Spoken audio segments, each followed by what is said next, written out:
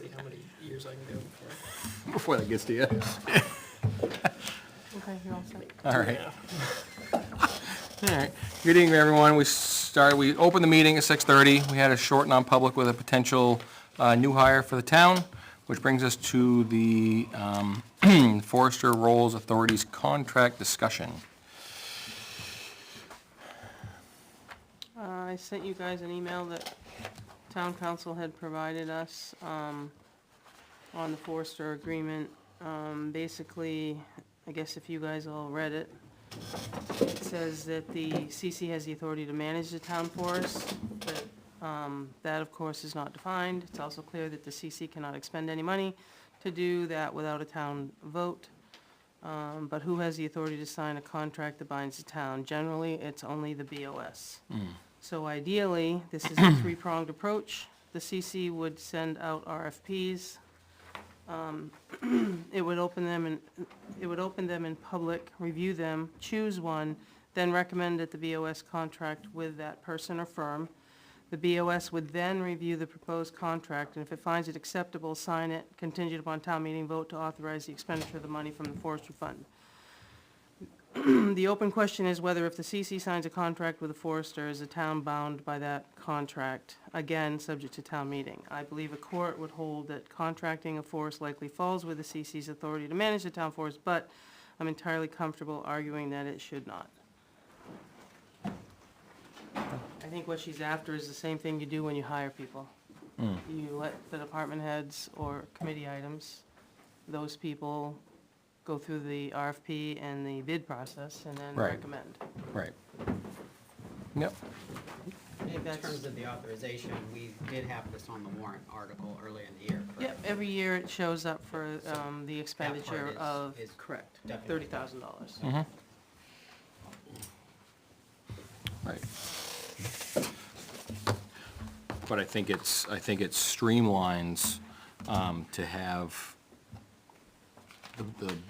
this board do contracts, I think, if there's any term to them. Just my thought. And by term, you mean not just go cut this one tree? Right, right. Again, that's management, but, the overall contract, and the number of 5 years was thrown around when we were talking about it in '21, so, Oh, yeah, with the forester.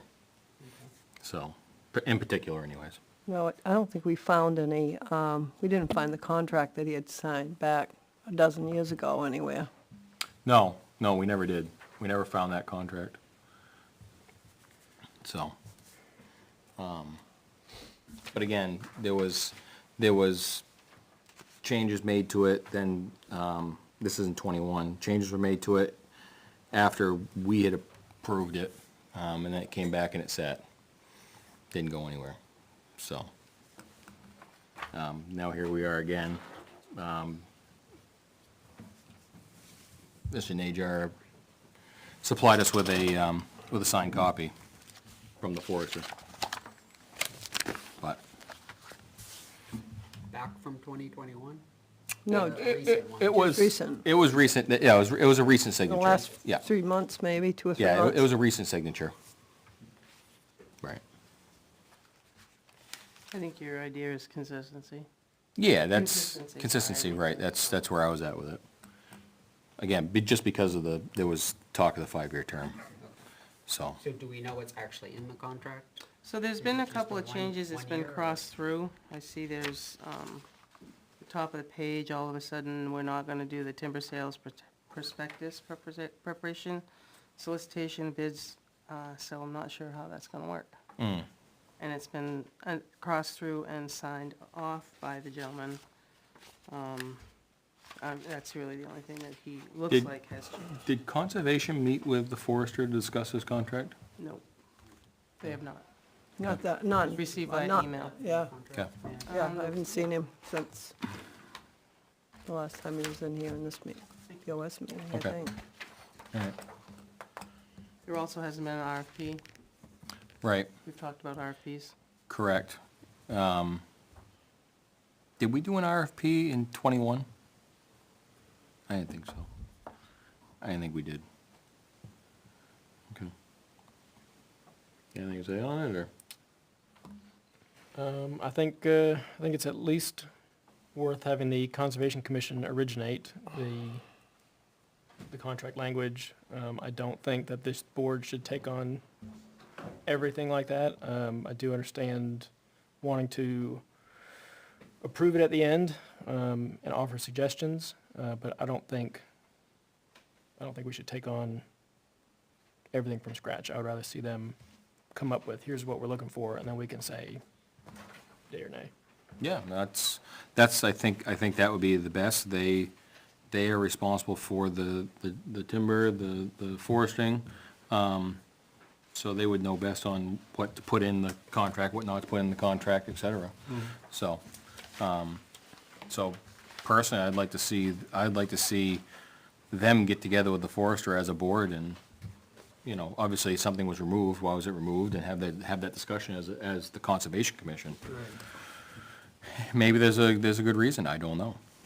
But again, it's not my wheelhouse. Yeah, and what's the alternative if they're not doing it? Correct. If the forester's not What- doing it, then how is it? Does it going have to be done by Does it somebody have else? to? Right, so, Or is that- it taken out because it's no longer in scope? right, that would be my thoughts. Does that sound reasonable to the board, or? I do think it should be put out for RFP too. I agree. It's a and- pretty good sum of money. They may make the exact same selection, but I'd rather see, you know, let's go through the actual process. So have conservation put out an RFP, or do we put out an RFP, because we're the ones that are gonna sign it?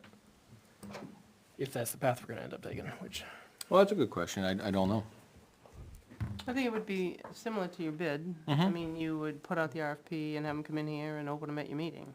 Right. And then they can have a discussion amongst themselves.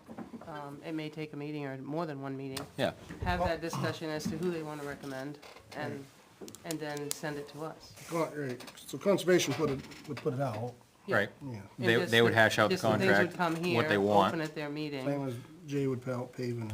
Right, Yeah. exactly, that's what I'm thinking. Okay. And then they would recommend to us Yep, contract language, we would sign it, and they would go manage it. Yeah, this contract language originally came from our town council from the town of Northwood, I think. yeah, That was the only sample that she had, so that's where it got shared and the appropriate information got put in. But again, it was not put out for RFP, and you're looking at $30,000 a year for 5 years, for someone. for a term. Well, can we sign a 5-year agreement when we only have 1 year of appropriations? Because if it doesn't pass, there's no money. There must be there's gotta be verbiage in there. There's gonna Yeah. have to be some language in there that if there's no funds, or for some reason it fails, Yeah, then there is no work done, because there is no money. correct. There has to be some escape clause or something. I would think so, yeah, Sure. absolutely. All right, so I think we're gonna recommend back to the conservation to send it to RFP, and, Yeah, 'cause it won't be an easy one to write, because it's up to 30,000, it's not necessarily 30, and like marking for timber sales isn't part of that 30, right? Because they get a They get a percentage of the percentage. sales. Yeah, but I don't know what got crossed out as Right, far right. as, like, putting together the RFP. Just CC should know that when they write it, they put a minutes of thought into it, 'cause it's not the easiest one to, oh, no, it's not, no, it's pretty detailed. so everybody bids on it appropriately. So who has the action to get back with conservation? I mean, they're meeting Wednesday night, this Wednesday, because they Yeah, moved it on to right, this Wednesday. yeah. Yeah. Can you bring that up? I mean, I'll RFP? be sitting in the back, Yeah. but, because I'm streaming for you. So Sherry? Yeah. Thank you. Perfect. Okay. Bring us within 1 minute.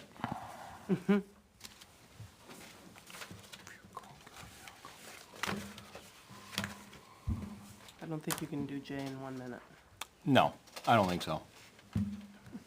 It's more conversation, He wishes, but no. yeah. Can you speed read the manifest? Just kidding. Just Can you kidding, speed read the manifest? 7 o'clock, I don't know how. Verizon time, 7 o'clock. All right. I have 7. Yeah, All right. all right. All right, we're gonna open a public hearing to hear public testimony and comment on the acceptance of the following 2 items, and we'll break it up into 2 parts.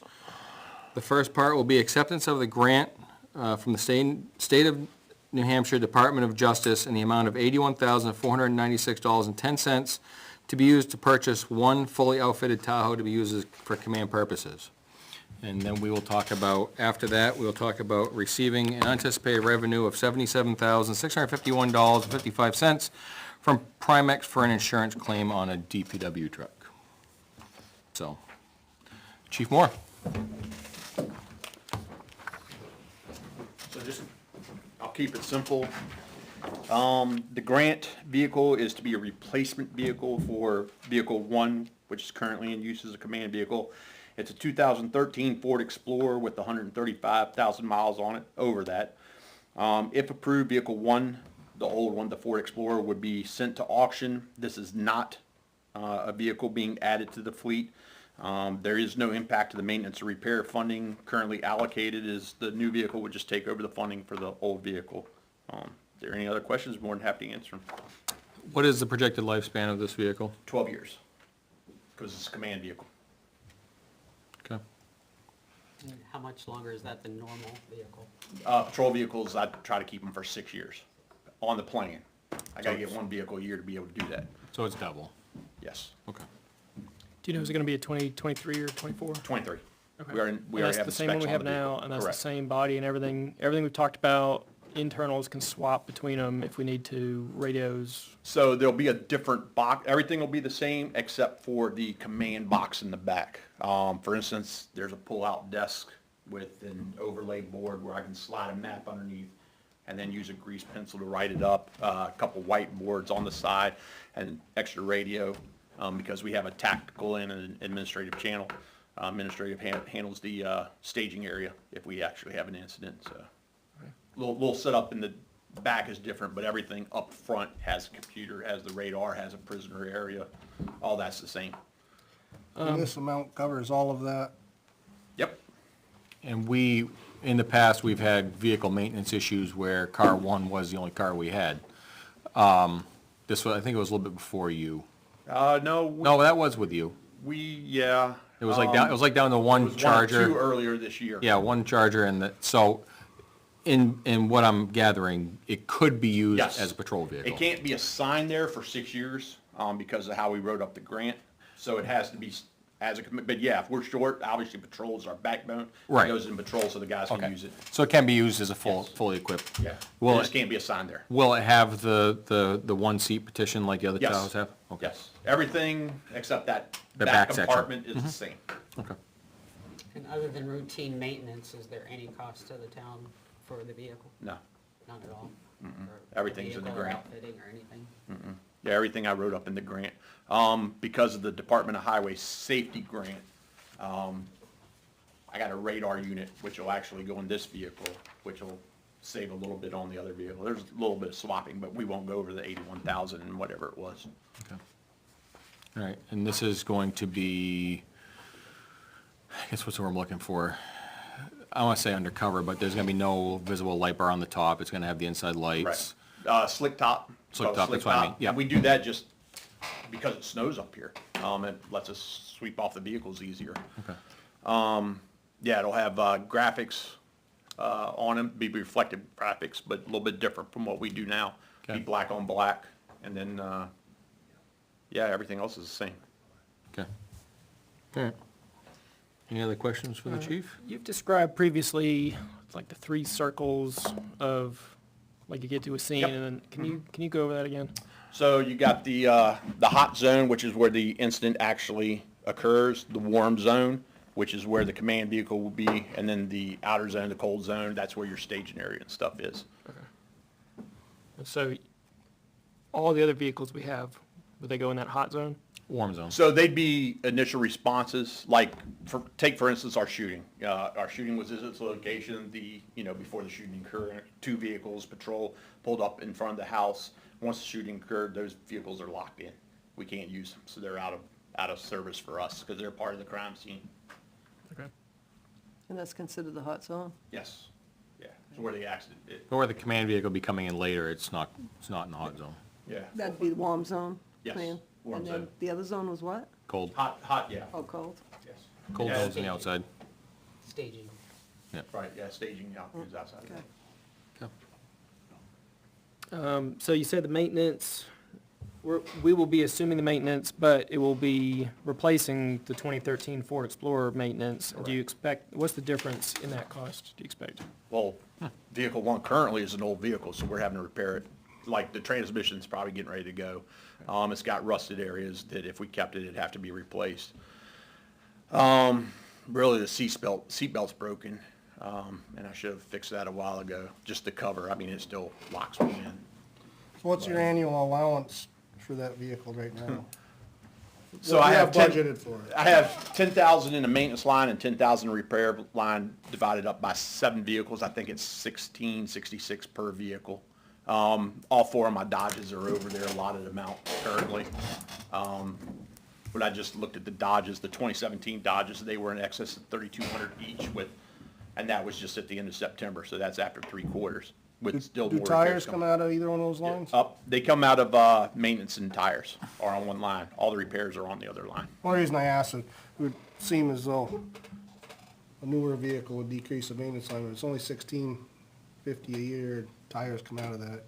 Probably need to keep. Coming out of one. So you add those 2 together, really, I've got about 3,300 per vehicle for maintenance and repairs.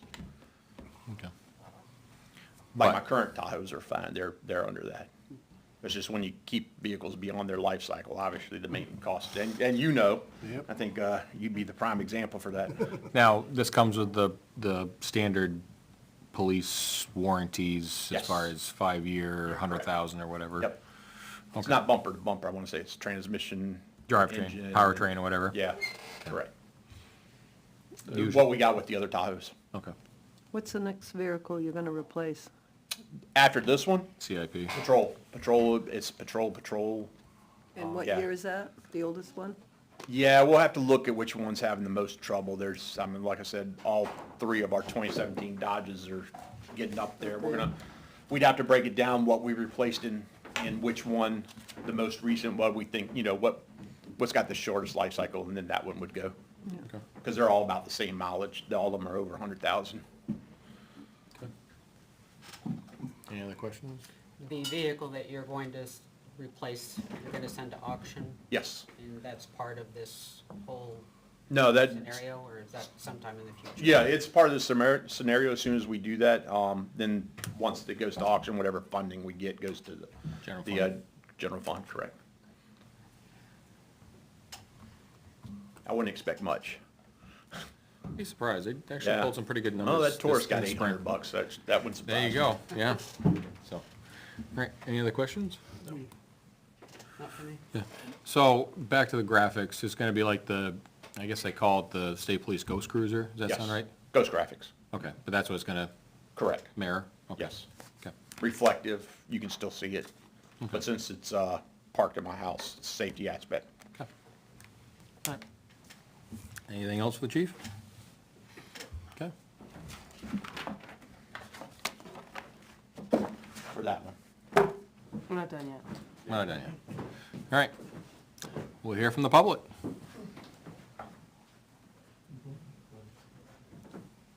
Oh, whoever first. Don't all run up there at once.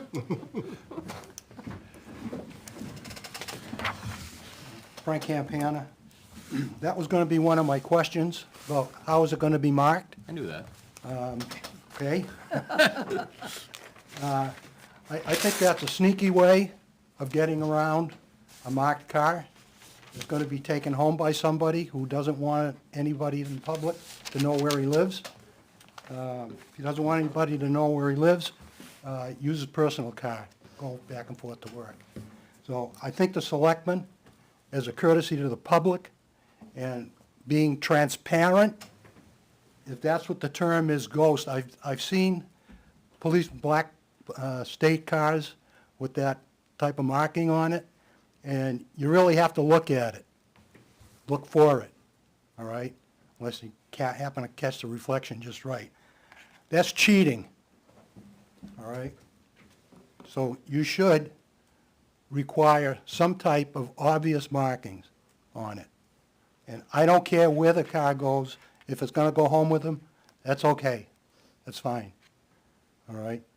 But you're cheating the public, you're hiding, you know? down south, they used to hide behind, the cops used to hide behind a billboard sign, all right? Same thing. What are you hiding? I think you should seize the opportunity to okay the car with that part of my public comment. Because now it gives the chief a brand-new car that he can ride around in, no matter where it is. And it's a status symbol for him to his peers.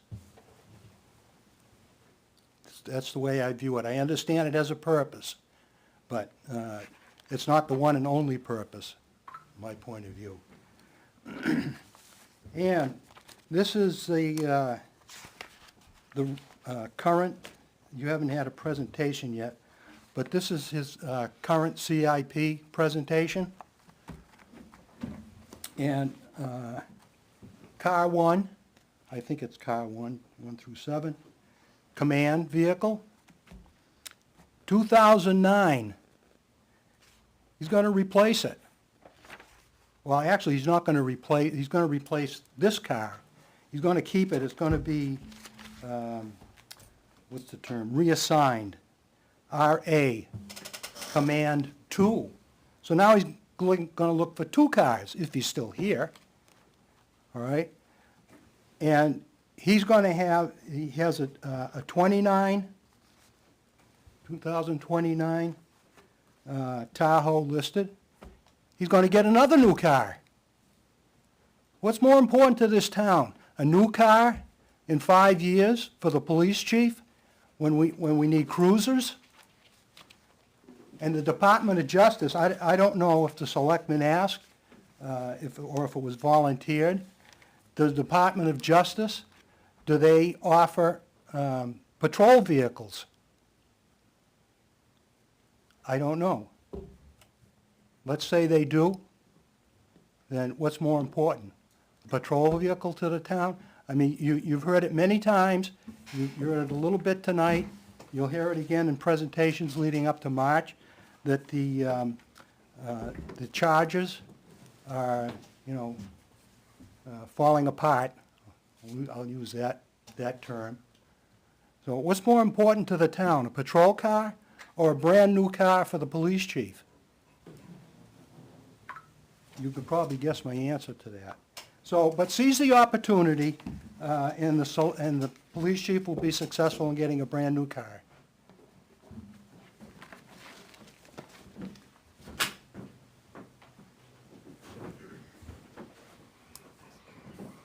Hello, James Troy. May I ask a question as part of the Finance Committee for additional Sure. information?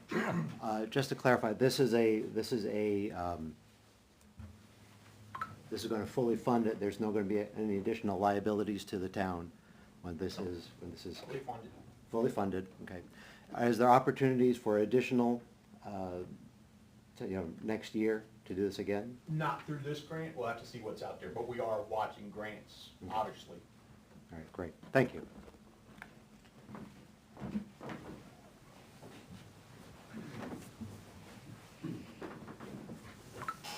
Neil Kirk, Mount Dearborn Road, also a member of the Finance Committee.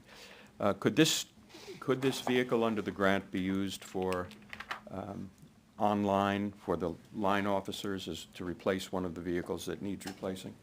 Or must it be, under the grant, be used for the chief? Must be. I believe, It was yeah. written up like that.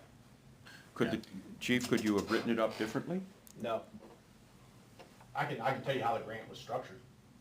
So this grant was only for police chief vehicles? No, it was for a command vehicle to manage incidents. I can go over the grant, how the grant was if you want. Thank you. I think that'd be beneficial, chief. Sure. So the grant was ARPA funded, obviously from COVID. The intent of the grant was, as the nation recovers from COVID, there are gonna be more outdoor opportunities. With that, you're gonna have more increased incidents. What equipment would you need to help manage those incidents? Patrol vehicle is just that, gets you to the scene initially, but actually managing the incidents is command vehicle, which is how we got it. You Can believe the word manage is what sets it apart from? Instant patrol? command. Incident. Yeah, it's an instant command vehicle, Which incident command is federally recognized? Correct, yes, instant command system. Right. So, Mr. Campana called out, new command 1 in 2029, and then you had said this can't be a patrol vehicle for 6 years. Correct. So how do those two line up? So we have 2 command vehicles. Currently, vehicle 2 is our other command vehicle. However, just like 1, currently it's not upfit for a command vehicle. It's just designated as such. It's the captain's vehicle. And then we have 5 line vehicles. If a line vehicle were to go down, we'd rotate 2 into the line first, and then we'd rotate 1 into the line. But obviously, there's a rotation. 5 years of patrol vehicles, a command vehicle, 5 years of patrol vehicle, command vehicle. So the command vehicle is actually only getting replaced once every 12 years, whereas the patrol vehicle gets replaced every 6 years.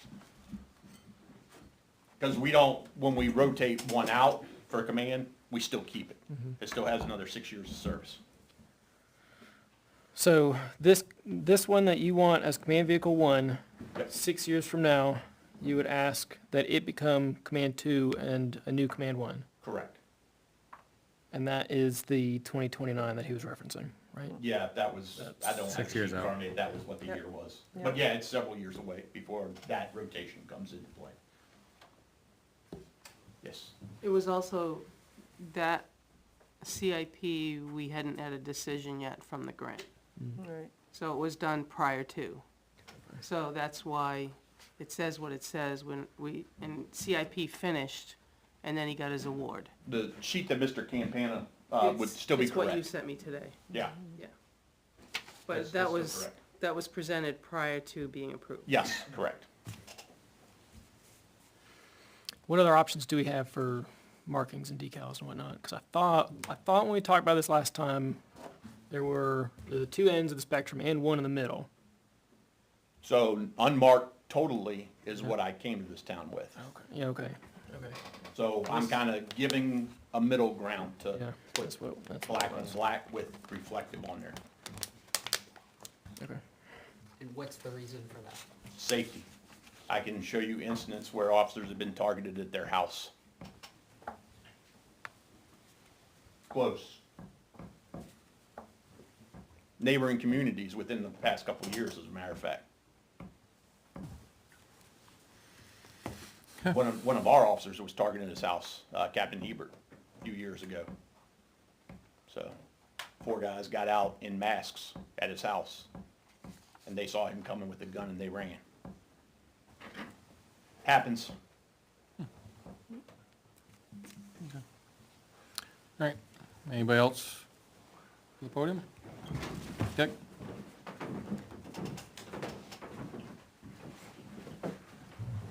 Richard Budd, I'd just like clarification if I could. Statements were made at a hearing back in April, public meeting. Sergeant Monpleasure stated that the intent of the grant is to apply for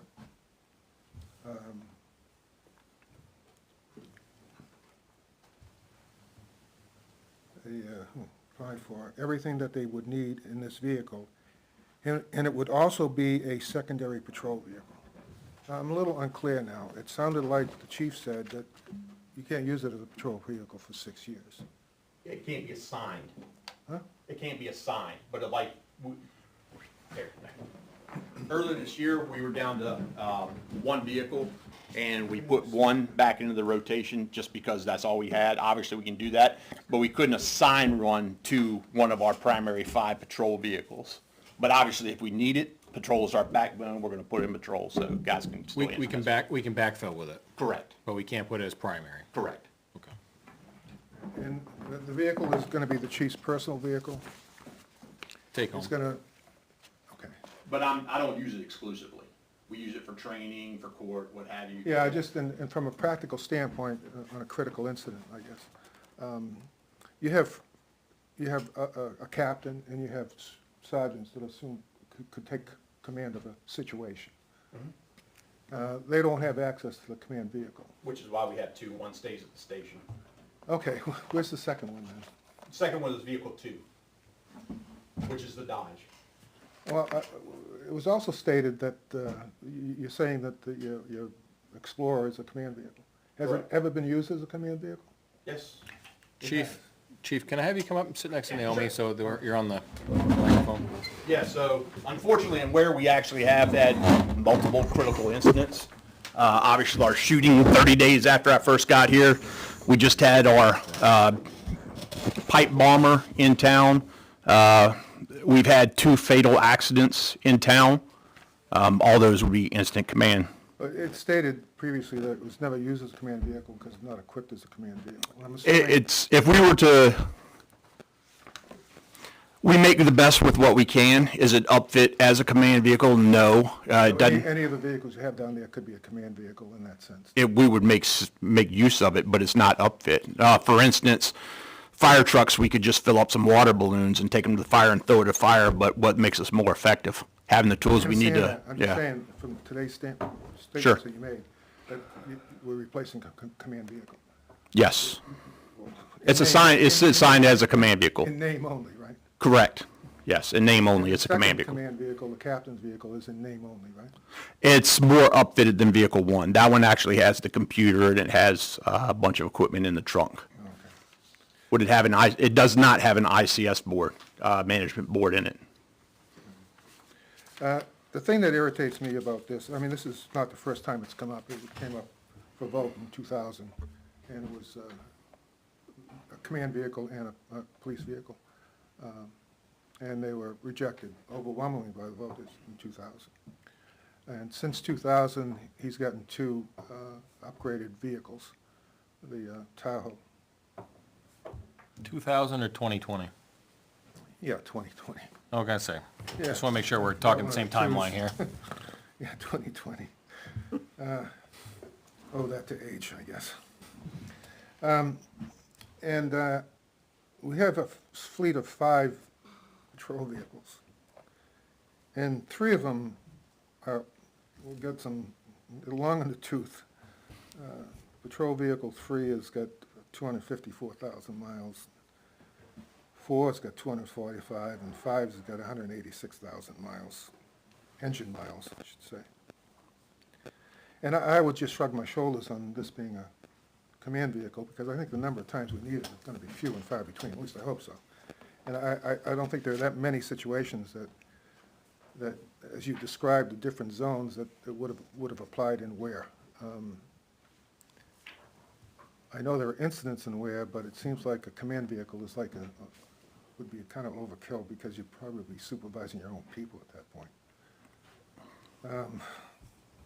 But my concern is that we got vehicles out there, patrol vehicles that are aged, and we're just going to leave one sitting on the warrant next year with no offset because you don't have enough money to offset any of the warrant articles, according to what was said. And you know, if I had a choice, and I would hope the chief would say the same thing, if he had a choice between replacing a patrol vehicle and replacing his vehicle as a quote, a command vehicle, you'd go with the patrol vehicle. You want to make sure the people that you're working for you are well-equipped, not only for their safety, but for the safety of the public, and I just don't see that. You're leaving it to chance that the voters are going to approve replacing the Dodge Charger. And then it would appear that the following year is another vehicle, the following year is another vehicle. You're just going to fall farther and farther behind. When you got vehicles out there, like I said, 254,000 miles. Patrol vehicle, a line vehicle. And you got a command vehicle, it's got almost 250,000 miles, but it's not going to respond to a scene. There's no need to get to an emergency situation, typically. Command vehicle is going to be parked somewhere else. They're not going to necessarily be available to anyone outside of the police chief. It just rubs me the wrong way. You know, if the only allowable item to be purchased through that grant is initially, you know, that that grant was going to be used for a drone and a UTV. And I think they quickly recognized from questions from the board that it probably wasn't going to get through the board. So it went to the command vehicle shortly thereafter. If that's the only thing that could be used, be purchased with that grant, I guess you're up against a rock and a hard place, at least the way I look at it. I would rather replace the patrol vehicle. But you know, you've got to do something to get new patrol vehicles out there. Putting them on the warrant, it's a tough sell, and it's got to be sold. And I'm not sure if it's going to be sold, so, especially in the climate today. The other thing, just briefly, I didn't know about this public hearing because this is a work session, is it not? Yeah, is it? I don't know. It's still a meeting. Huh? Still a meeting. But this was set up as a work session, isn't it? This is every other week, this is your work session week? Correct. Yeah. I didn't know about this public hearing until somebody called me, because this is the town website, and it's the page on the town website. This red block here is usually for a notice of something important happening. When I looked at this today, it said that the town office is gonna be closed for Thanksgiving. So, I typically don't go to news because a lot of it's old news, but I went to the news section and subheading there, public notice for a planning board, public notice for a stone fund committee meeting, and then the third one, public hearing, acceptance of DOJ grant and unanticipated insurance fund. Yeah, you're trying to improve communications, that should have been right here. Should have been right on the front page, in red, public hearing. I think that's Whatever. fair criticism. Pardon me? I said, I think that's fair criticism. I'm But not I looking think for only one thing acceptance. can go up there. I'm not looking for acceptance, whether it's a fair criticism or not. It's something the board should be made aware of. Right, and I I appreciate don't you need your bringing that to editorial us. comment. Right? It's missing. It should have been there. I don't need to reaffirm that it's a fair criticism. You should be doing this. You want to improve communication, that's where it starts. I go to the webpage to look for information. I would never have known that there was a public hearing tonight on this subject by looking at the town webpage. Thanks.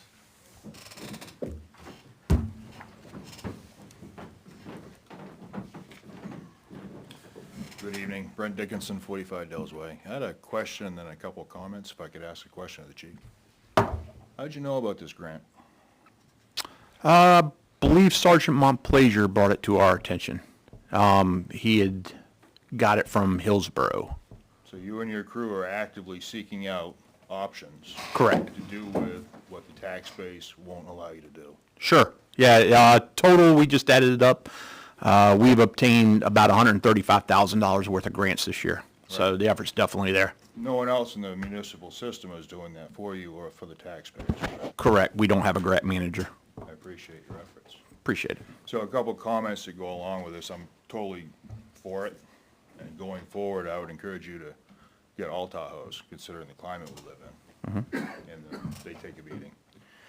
So I did security in the Navy, part of my time. I was with Border Patrol a very short time. As far as marking on the vehicle, I've spoke publicly before. It is an officer safety issue. Border Patrol, we couldn't even wear our uniforms back and forth home and back because we were targets. I would suggest there be no markings whatsoever on this new Tahoe because it is a safety issue. And if you've had an officer be a subject before, it can happen again. I respect everyone else's opinions here, but they've never stood and worn a badge like that man has or like I have in the past. It's a different lifestyle with different concerns. This town doesn't have the tax base to provide any of the departments what they need.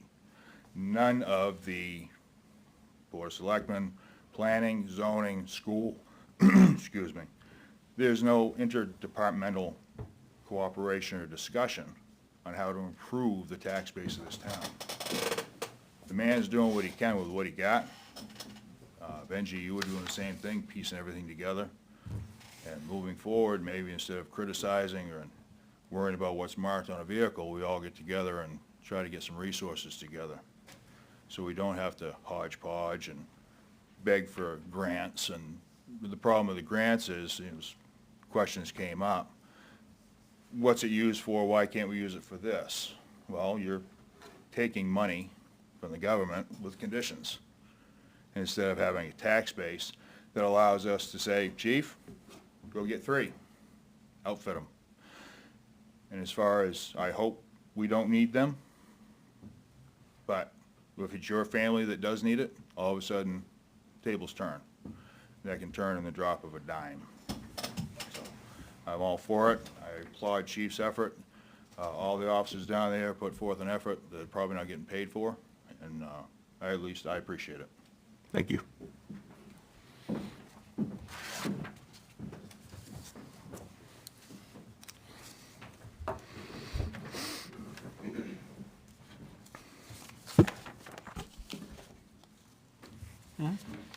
I totally in support of accepting this grant.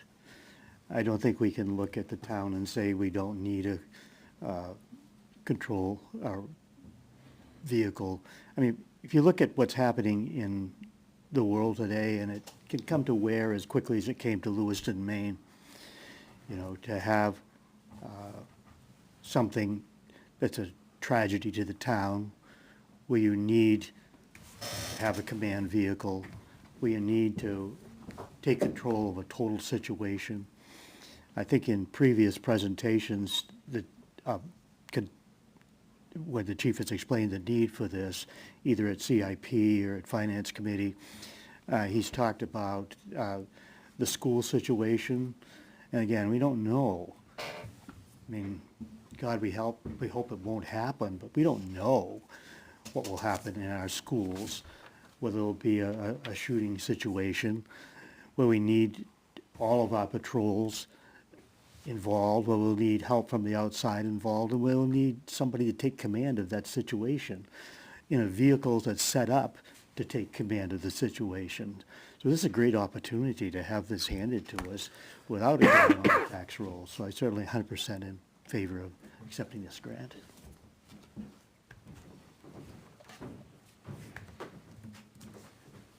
Anybody else? Okay, nobody else, I'll close the public hearing. We're gonna move one at a time. I think we should move one at a time, yeah. Thank you. Does that make sense? All right. I need my notes. All right. Is there a, No, yeah, he needs a motion if you're gonna ask him. to sign. specifically, yeah, that's what I He was just asked if he asking, needed his piece of paper. You want them? I guess. I want an answer. Okay. That's the first one, that's the second. So, There's three bullets there. No. Glasses. Oh, sorry, I pointed the wrong one. Motion one, motion two. Oh, okay, all right. All right, before I make the motion, any discussion of the board? Yeah. So I guess it came up a few times about patrol vehicles. So can you talk through what your plan is for replacing those, especially, as was pointed out, what if the voters say no? Well, if the voters say no, we don't get a patrol vehicle. Yeah, at dire straits. The department's critical. We're not as critical as DPW. I mean, I really feel for what they go through. But we absolutely need one vehicle a year to maintain a fleet that is capable to respond to the needs and calls of citizens when they need assistance. Not counting this vehicle. This vehicle was a bonus to get us back on track because we were behind. And so what do you use currently to get home and back? Me? Yeah. The Ford Explorer. And is that marked? No, Not at all. not at all. Neither was the Taurus I had prior to that.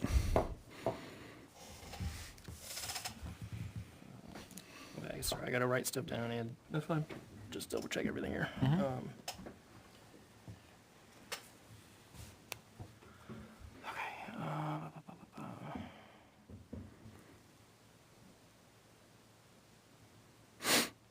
So in 2029, it's slated to become Vehicle 2. two, And we'd have it for another 6 years past that. and at that point, would it, would it receive a full graphics package and become frontline patrol? No, it's still command. Still a command vehicle. Still, yeah, that'll stay a command vehicle through its whole life cycle, which will be 12 years. Now, with that, the plan is to use it as patrol at all, or no? If we needed it. We'd still have our 5, we always have our 5 patrol vehicles, and we don't need to add to that, and 2 command vehicles. So car 2, is that fully labeled still?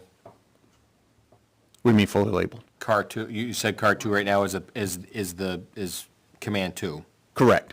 Is it still fully labeled as a patrol vehicle? Currently, yeah, we wouldn't take the markings off of it. It was just already. No, marked like that. but is it still being utilized in a patrol fashion? When needed. Okay. Just like anything, it's not a designated frontline vehicle, it's a command vehicle, but if they're short on the patrol vehicles, they take it. They have access to keys, they take it. Okay. Just like they take one now when they need it to go to court or go Trainings to, and- training or the lab, frequently the lab, because that's all the way in Manchester, so. Yeah, and what we are accepting is the vehicle that will be a command vehicle, which you will be using Primarily. to get home and back. But that is not a condition of the grant necessarily. So No. we find out, okay, the town that has this vehicle, maintenance ends up being a wash. The cost was borne by federally, so all of us. So we're not, by accepting the grant, we are not required to, I guess, keep it marked the way it is, keep it, having you drive it the way it is. I'm not No, seeing that's a reason kinda- to change that, but Yeah, that was kind of part of my hiring conditions. This is what's available if you take this job, so. Yeah, I'm just, saying it out loud. Yeah. Yeah, I don't think it's unreasonable, everything we've talked about today. right. And it's still gonna be utilized for the trainings, the lab, Oh, yeah, absolutely. yeah, so, okay. Was the grant condition anything related to marking? No. Okay, so that's totally our choice of what. Yeah, it's not, one of the quotes I did was for the graphic package we put in for. But we're not bound by that. Not bound by that. Yeah, I've already checked into that because we got that other grant for the radar unit and they said we can just roll that in, which I'm rolling into the ICS storage system in the back. So if the grant had not been extended to us, what would you have been asking for next warrant? On this CIP. On this warrant, one patrol vehicle. Yeah, okay, and that's what you are still asking for? Correct. Yeah, we are still in dire straits of one patrol vehicle. So when would you have asked for this from the town? Next budget cycle. And that will instead be a patrol vehicle? Is that correct? No, we would have been asking two. For two, for Yes. command and patrol. Okay, Yeah. okay. So next year, it'll just be a patrol. Yes. If we can stay consistent with one vehicle a year, I can make it work, despite the current status of the fleet.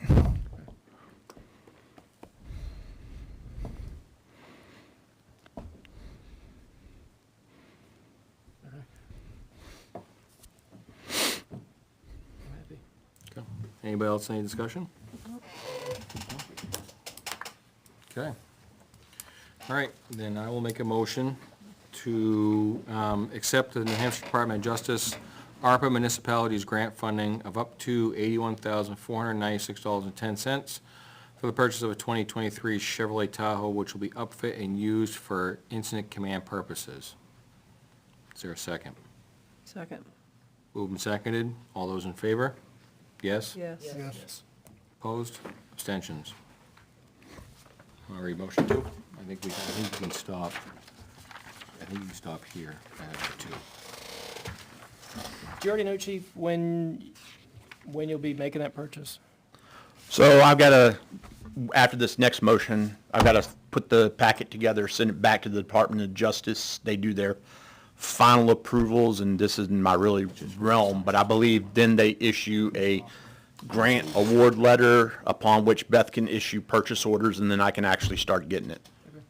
We've already got the vehicle waiting on us, so we know which one it is. 2024s aren't out yet, so it's a 2023. Yep, okay. And who's that from? McCulkin Chevrolet, I believe they're Nashua. They I'm were the not best mistaken. price? State bid, Oh, state. yes, Okay. but best price on state bid. Yep. Yeah, McMulkin? I think that, yeah, that's fine. We can stop after two. It's supposed to be, so that's ARPA, that's APA. Yeah, ARPA. This is what they own. Yeah. Okay. I move to authorize Chairman Hippler to sign the grant agreement as a grantee, signer one, and for Chief Moore to sign all documentation listed within the ARPA sub-grant agreement checklist contained in New Hampshire Department of document, of justice, ARPA municipalities grant as a grantee signer 2. Second? Moving second, all those in favor? Yes. I'm gonna abstain. So that was a 4-0. Can I have that email? He didn't read that, but I don't think he had to. No, okay. So you're 1-1 at one point? And you're 2-2? Yeah, and the clerk might want you to sign a copy in front of her, possibly. We'll see. She can wait till Wednesday. But yeah, I'll shoot you an email. All right. She was good last time, wouldn't be signing it in person, so she could stamp it. Got it on video. Yeah, that's what I told her. If you move.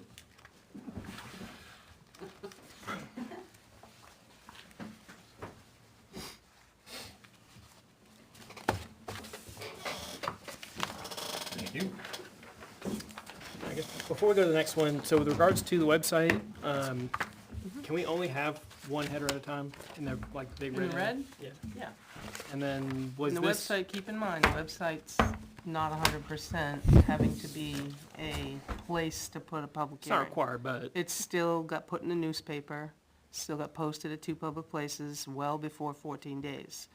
You can use the website, and you can use the news section, provided you keep it on the front page.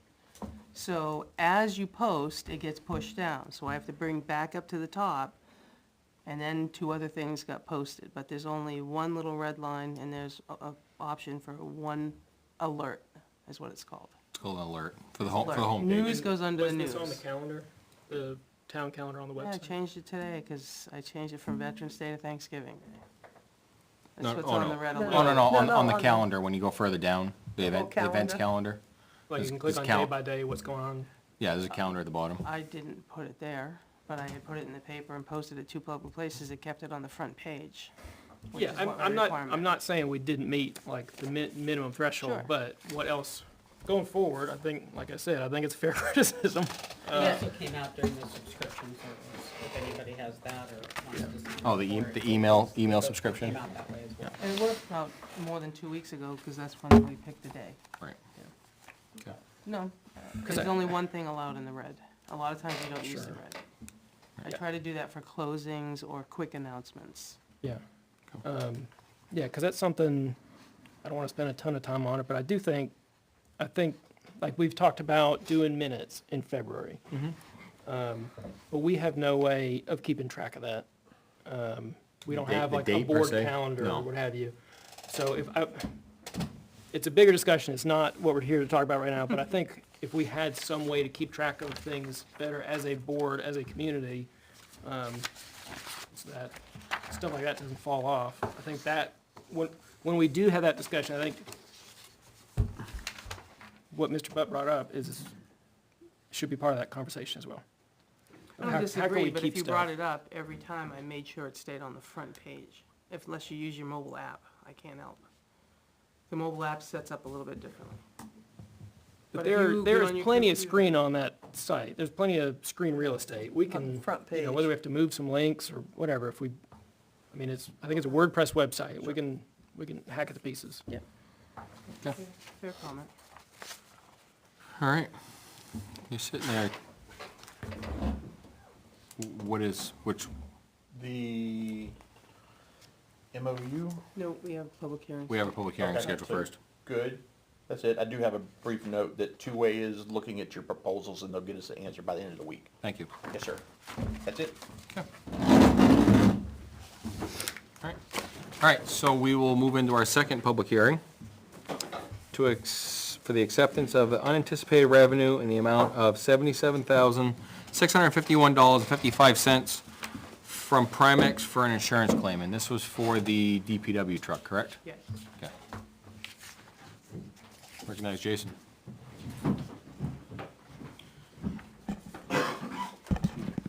Yeah, just a quick recap on it. It's a truck that was involved in a single vehicle accident earlier this year. It's getting worked on as we speak. I have a date of 7 days from now for a motor replacement on it, and it has had the frame straightened already, so we're on track to get it back, hopefully before it snows seriously, but we'll see how that goes. This slid off the road, it was on its side. Yep, slid off the road, ended up on its side, almost over a bank. Everybody was okay, driver's fine. He's still with us, thankfully. Okay. All right, so this is from our insurance carrier Primex. Board discussion? No, And- just crazy it took them that long. Oh, I know, yeah. Unfortunately, there's not a lot of heavy truck repair frame facilities left in the state in New England, honestly. The one that Jason and I chatted about and discussed was using Coastal. They're about the only ones I know of left that can run a decent frame rack, without just replacing parts. So, I had one of my company trucks over there for a twisted frame, and they worked it right back to magic, so. But, all right, we'll open the podium for. Question I Oh, have is, does this go into the general fund? yes. Yep, goes back in the general fund. Anybody at the podium? Public comment?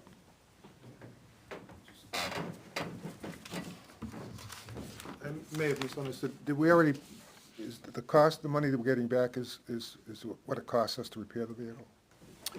I'm not exactly We have $1,000 deductible. Yeah, we have $1,000 deductible, and I know that they worked it out as an insurance claim at the body shop facility. Okay, so this is a reimbursement for money we've already spent, so money going, that's not additional unexpected revenue going into the general fund, right? This is money we've expended, and this is replacing that money?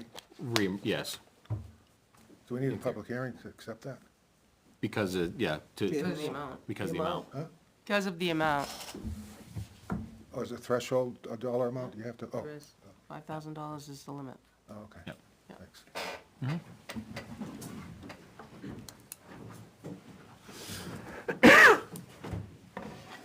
Neil Kirk, a question for the chair. When you say this goes into the general fund, does that mean at the end of the year, the selectmen will be able to spend this money if they wish to do so without further vote of the town? How are you gonna pay for the truck? This is to pay for How the, are you gonna pay your bill if you don't take the money in?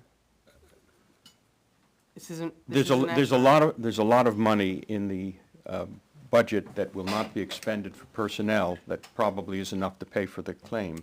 My question is a technical one. Yes, you're going to have to pay for the claim, but this money, if there is money left over at the end of the year, could be spent by the selectmen without further vote of the town. Is that correct? If it's going in the general fund, I Yeah, guess, yeah. I guess. Thank you. I don't think it's the intention.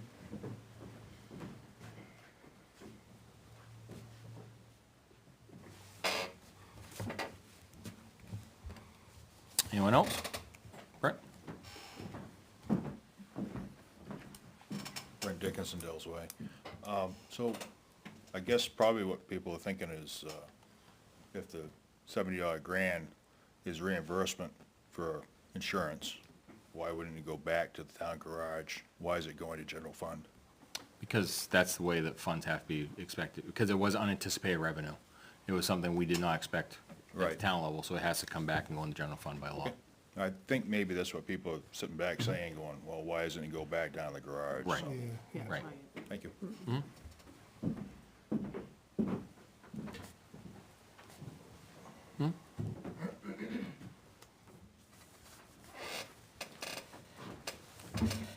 Frank Campana, well, me being me, I guess I still don't understand. I know when money goes in the general, unanticipated, goes into the general fund. So how, I think it was asked, but how is the truck getting paid? Where's the money coming from to pay for the truck? The repairs? Right now, it's from the bottom line, correct? Bottom line of what? The bottom line of our budget. So you got, you got at least $77,000 to pay for the truck, right? To pay for the repairs? I would think so, yeah. I would think. You would think so. I would think the I would finance think director you'd would be- say if we didn't, Pardon me? I would believe that the finance director would say, no, we don't have the money to pay for it. Okay. If we didn't. Okay. So is there any and it will come up. Well, should have brought my paper up. I know with, I mentioned to Naomi this morning, for the highway department, I think there was a spreadsheet done up by the finance administrator for the bonuses. She did a spreadsheet which had information to indicate that the highway department was going to be something over $300,000 to the plus. And the police chief mentioned, I think last week, in regards to the cameras funding, he was asked where it's coming from, bottom line is budget, and he indicated there's $125,000 in his budget. So would that be part of that 77, those two combined? That would be where the 77 might come from? It'd probably come from the DPW's aspect of it, not the police department. No, I understand that.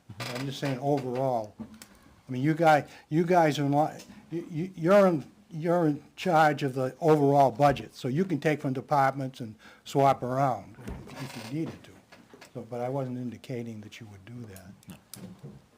Okay. So what, I've never been in this exact spot, well, not this much money, but being part of a budget, what, and Beth can probably correct me, but how I see it being done is Jay's gonna spend that money to fix that truck out of his budget, probably his repair line or whatever. And if Overspend it. Overspend it, and if at the end of the year, DPW is gonna be in the negative because of this truck repair, then he could come, ask us to, we could help that budget out of this. If not, then it'll just stay over in the general fund area. Well, again, I was just not understanding. I know when it goes into this unanticipated revenue, it gets locked up in the unreserved fund balance, Right. or the general fund, and you can't take it out to use for the repair for the truck. So I was just wondering where the money might come from. But it's gonna be The budget. through the budgets. Okay, all right, thanks. Anybody else? Jay? There could possibly be a supplemental after this, so there could be another, I think it was about 17, I want to say just a little bit less than $20,000 that is still up in the air Okay. when it comes to parts for the engine and stuff like that. So I just want to make it clear before That we could revisit this we again. could revisit to accept another amount. To finish off the repairs. Okay. I hate to belabor the point, but if I look at the budget printout for the highway department, am I gonna see a 79, whatever the money amount is, $1,000 expenditure in that budget? It'd be in the maintenance line. So if I look at the budget at the end of the year, it's gonna show an expenditure of $79,000. The money you're getting in from the insurance company is gonna show up as revenue. Right, so it's not gonna show up, if you look at the budget, the line item budget, it's gonna show up, I don't know what he's gonna wind up at the end of the year, but whatever it is, it's gonna be minus $79,000, or however it worked out. Right. And In that so- one line. In that one line, and the amount of money that we're getting in is gonna show up Elsewhere. elsewhere in a revenue line, right? And Beth, if we're misspeaking, please correct us. Nope, so far so good. Okay. Frank? I get so nervous answering them questions when she's sitting there, it's for her own, I throw know. stuff at us. How was the decision reached to repair the truck? I believe, and Jay, you can correct me if I'm wrong. Year of the truck, life expectancy of the truck, repairs being on, you say, well, It's know- similar to when you crash a car. I mean, you have a claims adjuster look at it. right, They estimate it with the body shop. right. X amount of money is estimated, But- and then against the value of the truck. Okay, but the same as with repairing a car, not all cars are repaired to like-new condition. Okay. I mean, I've never been involved in a case, but, you hear horror stories about, I had my car repaired and nothing's ever been right. Goes down the road like a, you know, like a fish wagging Snowplow. its tail. You know, so, I mean, the confidence was there for the people repairing it, that they're gonna repair it right. So again, I ask, you know, how old is the truck and what's the life expectancy? I mean, if the repair is perfect, $77,000 is a cheap fix, as opposed to 200 and, Plus truck. right, 60. right. You know, even if you were to apply to 77 to a new truck. So again, that's my two questions. How was it reached to fix the truck, and what's the life expectancy? Okay. Jay? The truck is actually fairly new. It's a 2019 model year. And realistically, the rotation's about 12 years on them, so 12 years from that 2019. And you came and did a presentation here to answer the first question. That's how I remember it. He came and said, this is, you handled talking insurance, whatever, came to us and said, here's how you propose going forward. We looked at the numbers and this board made that decision to go forward with the repair. Yeah, I mean, it's, like Ricky said, it's just about the same as if you had crashed your car. Insurance company comes out and looks at it, says, yes, vehicle's still worth this much money. You'll have to put this much into it. I've never had the occasion where I could tell my insurance company, hey, I want you to total it, so I can get a new one, but, We tried that with P3. They said no. well, I guess I have seen it then, but not wearing this hat. It didn't work, As a no, mechan- is what as a I'm saying. mechanic, I guess I've seen it, but not as the director. But it didn't work was my point. You Yeah. can't tell them that. Yeah. Yeah. Yeah, I think the truck's still well worth it. The truck was in very good shape when the accident happened, but it's unfortunate it did happen, but get it fixed and get it back in the fleet. And this may be a town administrator finance question, but when we talked about this last time, I think when the DPW director made the presentation, we talked about what is this gonna do to the cost of our insurance? And I believe the answer at the time was, we can't know that because it's all one big pile, that the rates will go up and down, and we can't individually determine this incident by going through insurance caused the rate to go up this amount. The way it was explained to me, and you guys can correct me if I'm wrong, was it's a pool of participants, towns, and it's whoever makes the ripple. Whoever makes the biggest ripple is gonna pay more. So if we're calm water, we'll pay, you know, again, we'll pay a consistent rate. But if we have a bunch of claims and we start to make that pool go up, then obviously we're gonna pay more of the share than everybody else was keeping calm water. Am I wrong in saying that? It's somewhat accurate, yes. Okay. Annually, what we do is we send them a list of all our assets. Mhm. And then based on what we currently have is how we get our rate for property liability. Right, right. So if we have the truck, it's not because we've had a claim on it, it's what the value of that truck is when we get annually. But also too, is our rate usually, I mean, our rate changed significantly when the amount of, Because of the risk pool. right, the risk pool. I guess that's what I was trying to talk about, was the risk pool. That's your liability. The liability, right. So This is when auto. we had a lot of court activity, we were higher. You know, we were obviously a bigger ripple. So, but now we don't, and our ripple is a little smaller. So. Anybody else like to speak to the unanticipated? Okay, close the public hearing.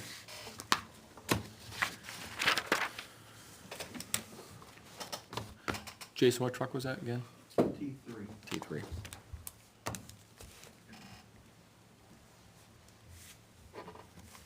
Okay, any other discussion at the board level? So it's not necessarily related to the acceptance of the money, but just a question to Jason about that truck. So we've talked recently about how we're down drivers. We are otherwise, I mean, we're pretty good on trucks, aside from like the usual annual rotation. So are we going to have to get this one back this year? And if we will require it, will we get it back? When are we gonna get it back, and are we gonna need it? I have a date for the motor to land at the shop, November 20th. So, probably a couple weeks for them to put it in, get the truck buttoned up, ready to go. Hopefully mid-December. I can't speak to their workload down there. Who's But- doing the work again? Coastal, Coastal. Coastal Truck and Auto. They're putting the motor in. Yeah. Yeah, so they had to take the motor out and the cab off, transmission out to straighten the frame. So, Didn't it break the motor mount? I thought it broke I the can't motor remember mount. off the top of my head. Yeah. But it twisted right there in front of the cab. Yeah, so there was really no point in us having them put the junk motor back in, bringing it down to the dealer, having the dealer swap it, if the dealer's just gonna warranty parts on the motor anyway. Yep. And not any labor. So, Yeah. it realistically, it's gonna be faster just for the body shop. They are a repair shop as well, to throw the motor back in when they're putting everything back together. And That's I- certainly reasonable. We Yeah. know of another town that lost an engine and truck and 65 grand for the engine, so. I was part of that. They took the cab off and straightened the frame, that's, Yeah. So the, and I believe I talked to the parts guy over there at ATG, and he says a 2-year warranty on the motor anyways, even if it's sold across the counter. So, And are we gonna feel it? Not, if something happens, we don't get that truck this year, what does that mean for us? We're down a few people. I think we're gonna be okay. But it's definitely possible we may feel an impact because of it, but we're on track to get it back. that's a 10-wheeler too, right? Yeah. Alright. Yeah, it's a, It's a bigger body. yeah, 2019 Western Star, Yeah. 10-wheeler, 4,700. Okay. Answer your questions? Yes, thank you. All right, anybody else, questions, comments? All right. I'll make a motion that we accept the unanticipated revenue in the amount of $77,651.55 from Primex for the insurance claim against T3, the 2019 Western Star. Is there a second? Second. Moved and seconded. Any other discussion? All those in favor? Aye. Aye. Opposed? Abstentions? Okay. All right, we'll go back to the top of the list then. Review the clean copy of the on-call bonus paperwork. Between Beth and I, when you said you're going back to the top, she went, There's only 2 things up there.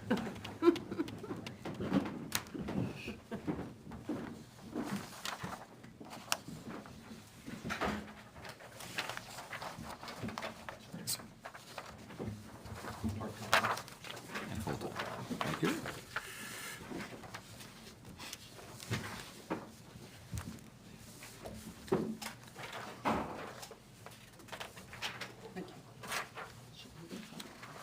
showing up in the crowd.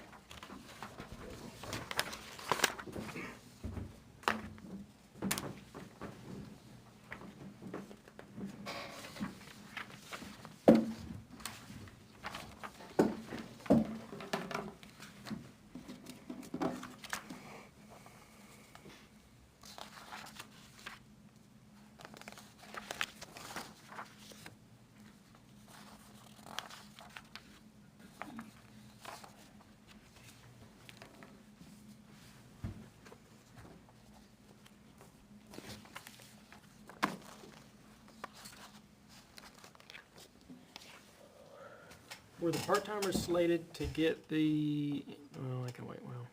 Were they slated to get the annual on-call bonus? We hadn't talked about that. I only asked because that's one difference between the two. Under payment structure, the full-time has the final sentence, this bonus is in lieu of the annual on-call bonus, and the part-time does not explicitly say that. We had never talked about that because we haven't had part-time employees down there, right? I don't believe that was in the original part-time on-call, proposal that I had given to you guys when we kinda came up with Yeah. that position. And we never discussed doing it, Yeah. so. So if it wasn't in there before, that's fine.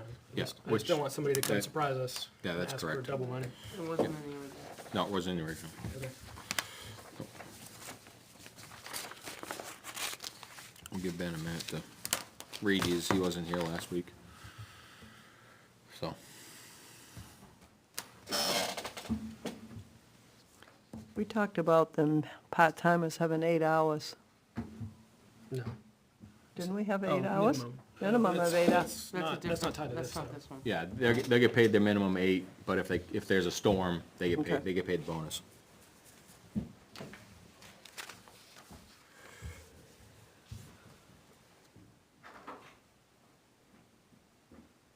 Yeah, and that's where it says on line 2, or number 2, at the end, which Public Works Director has requested they respond, so. Mhm. So last week, Ben, we discussed this is the part-time and the full-time for the, as an on-call bonus. Yep. Well, on-call bonus replacement, I should say. Right. So it's for the 22 weeks or whatever it boils down to. There's a date range in the payment structure. It's a $250 a week bonus for the employees Okay. and the part-time. So if the part-time get called in by Jason, they'll get the bonus. If there's nothing for that entire week, they get their 8 hours. Okay. So And this is a 1-year only. this is this is this budget only, this year, this season. Next year could be different, Yep. obviously, and everybody is aware of that. Yep. Okay. All right. And we did have some modifications we made to it from last week. It said like driver's signature down here, so we changed it to employee, employer. There was the number, Jay had started at 10,000 and we went back to 250 a week. Okay. There was some discussion about that, and there was also the date range we came up with of how many weeks the call period would be. Okay. I think that's about it. Yeah. Am I missing anything? Yeah. I think that's about it. Yeah, and the part-timers receive it for weeks that they respond. Correct. So if they come in for a storm, they're gonna get it, Yep. so. Now, is it, probably ain't gonna run into it anyway, but how would you prorate it if you got multiple storms and had someone, more likely a part-timer, not come in for one of the 3 storms that week? Yeah, I think you just take the total and divide it by 3. Okay. If they're not gonna be available. Yep, okay. I think we'd have to spell that out in here, though. Yeah, we'd have to spell that out in here The way because, that's written, they would, if But they they showed would up for get 2 it. out of 3, they would get it. Right. One reason I ask is the very small amount that they used to get annually. There was instances I had people not show up for not good reasons, and I prorated it by the week, which didn't come out to much, but just wanted, Yeah. you know. have that ability to. Yeah, I mean, it's a good, I don't think any of his full-timers will probably do it to him, but I don't know who we might find for hired in the future. Make sure they don't take a Christmas vacation to Disney World when they ought to be Plowing plowing snow. snow and still think they're gonna get the same Well, money because they did the storm on the One 23rd, storm. that's Yeah. all. So we I should, won't run into it, that's how So I we would should handle add it that. also, I just wanted to know. so we should add that in then, prorated, if they work 2 storms out of 3 or 1 storm out of 3? I would make the language something about discretion of the DPW director Yes, that's how I would put for it. something about, Multiple storm call-outs. yeah. Or, attendance. Yeah, I don't, not attendance, but Well,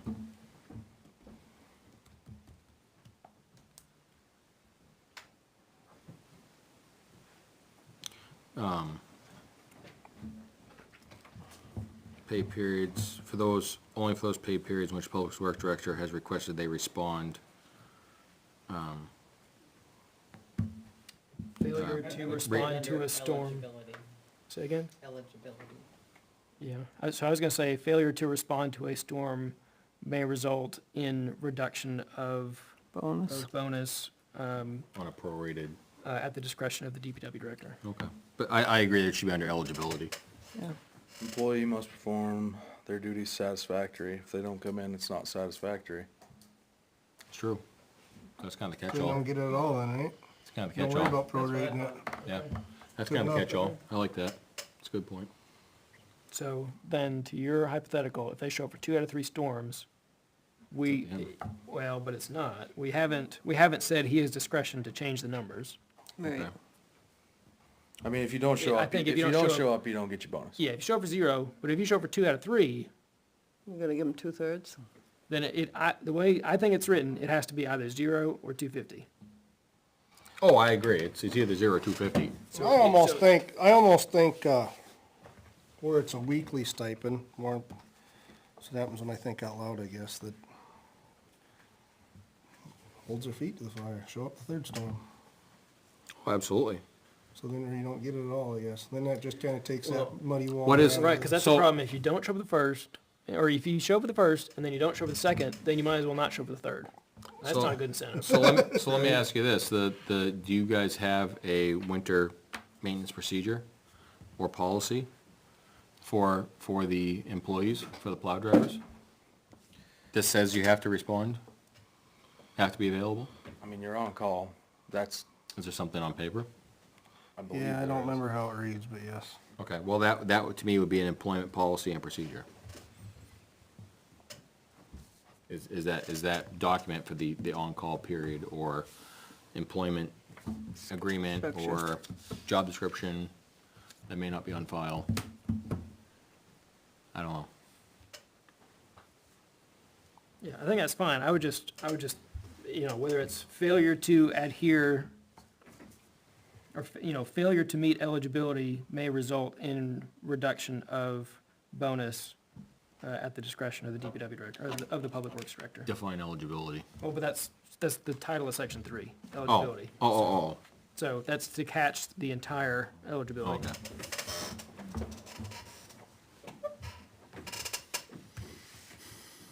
And then it's just up to him to do it equally and evenly, and all these corner cases that we can't think of already. Yeah, I mean, How about this? Failure to respond to all requests within a pay period may result in weekly payment being reduced at the DPW director discretion.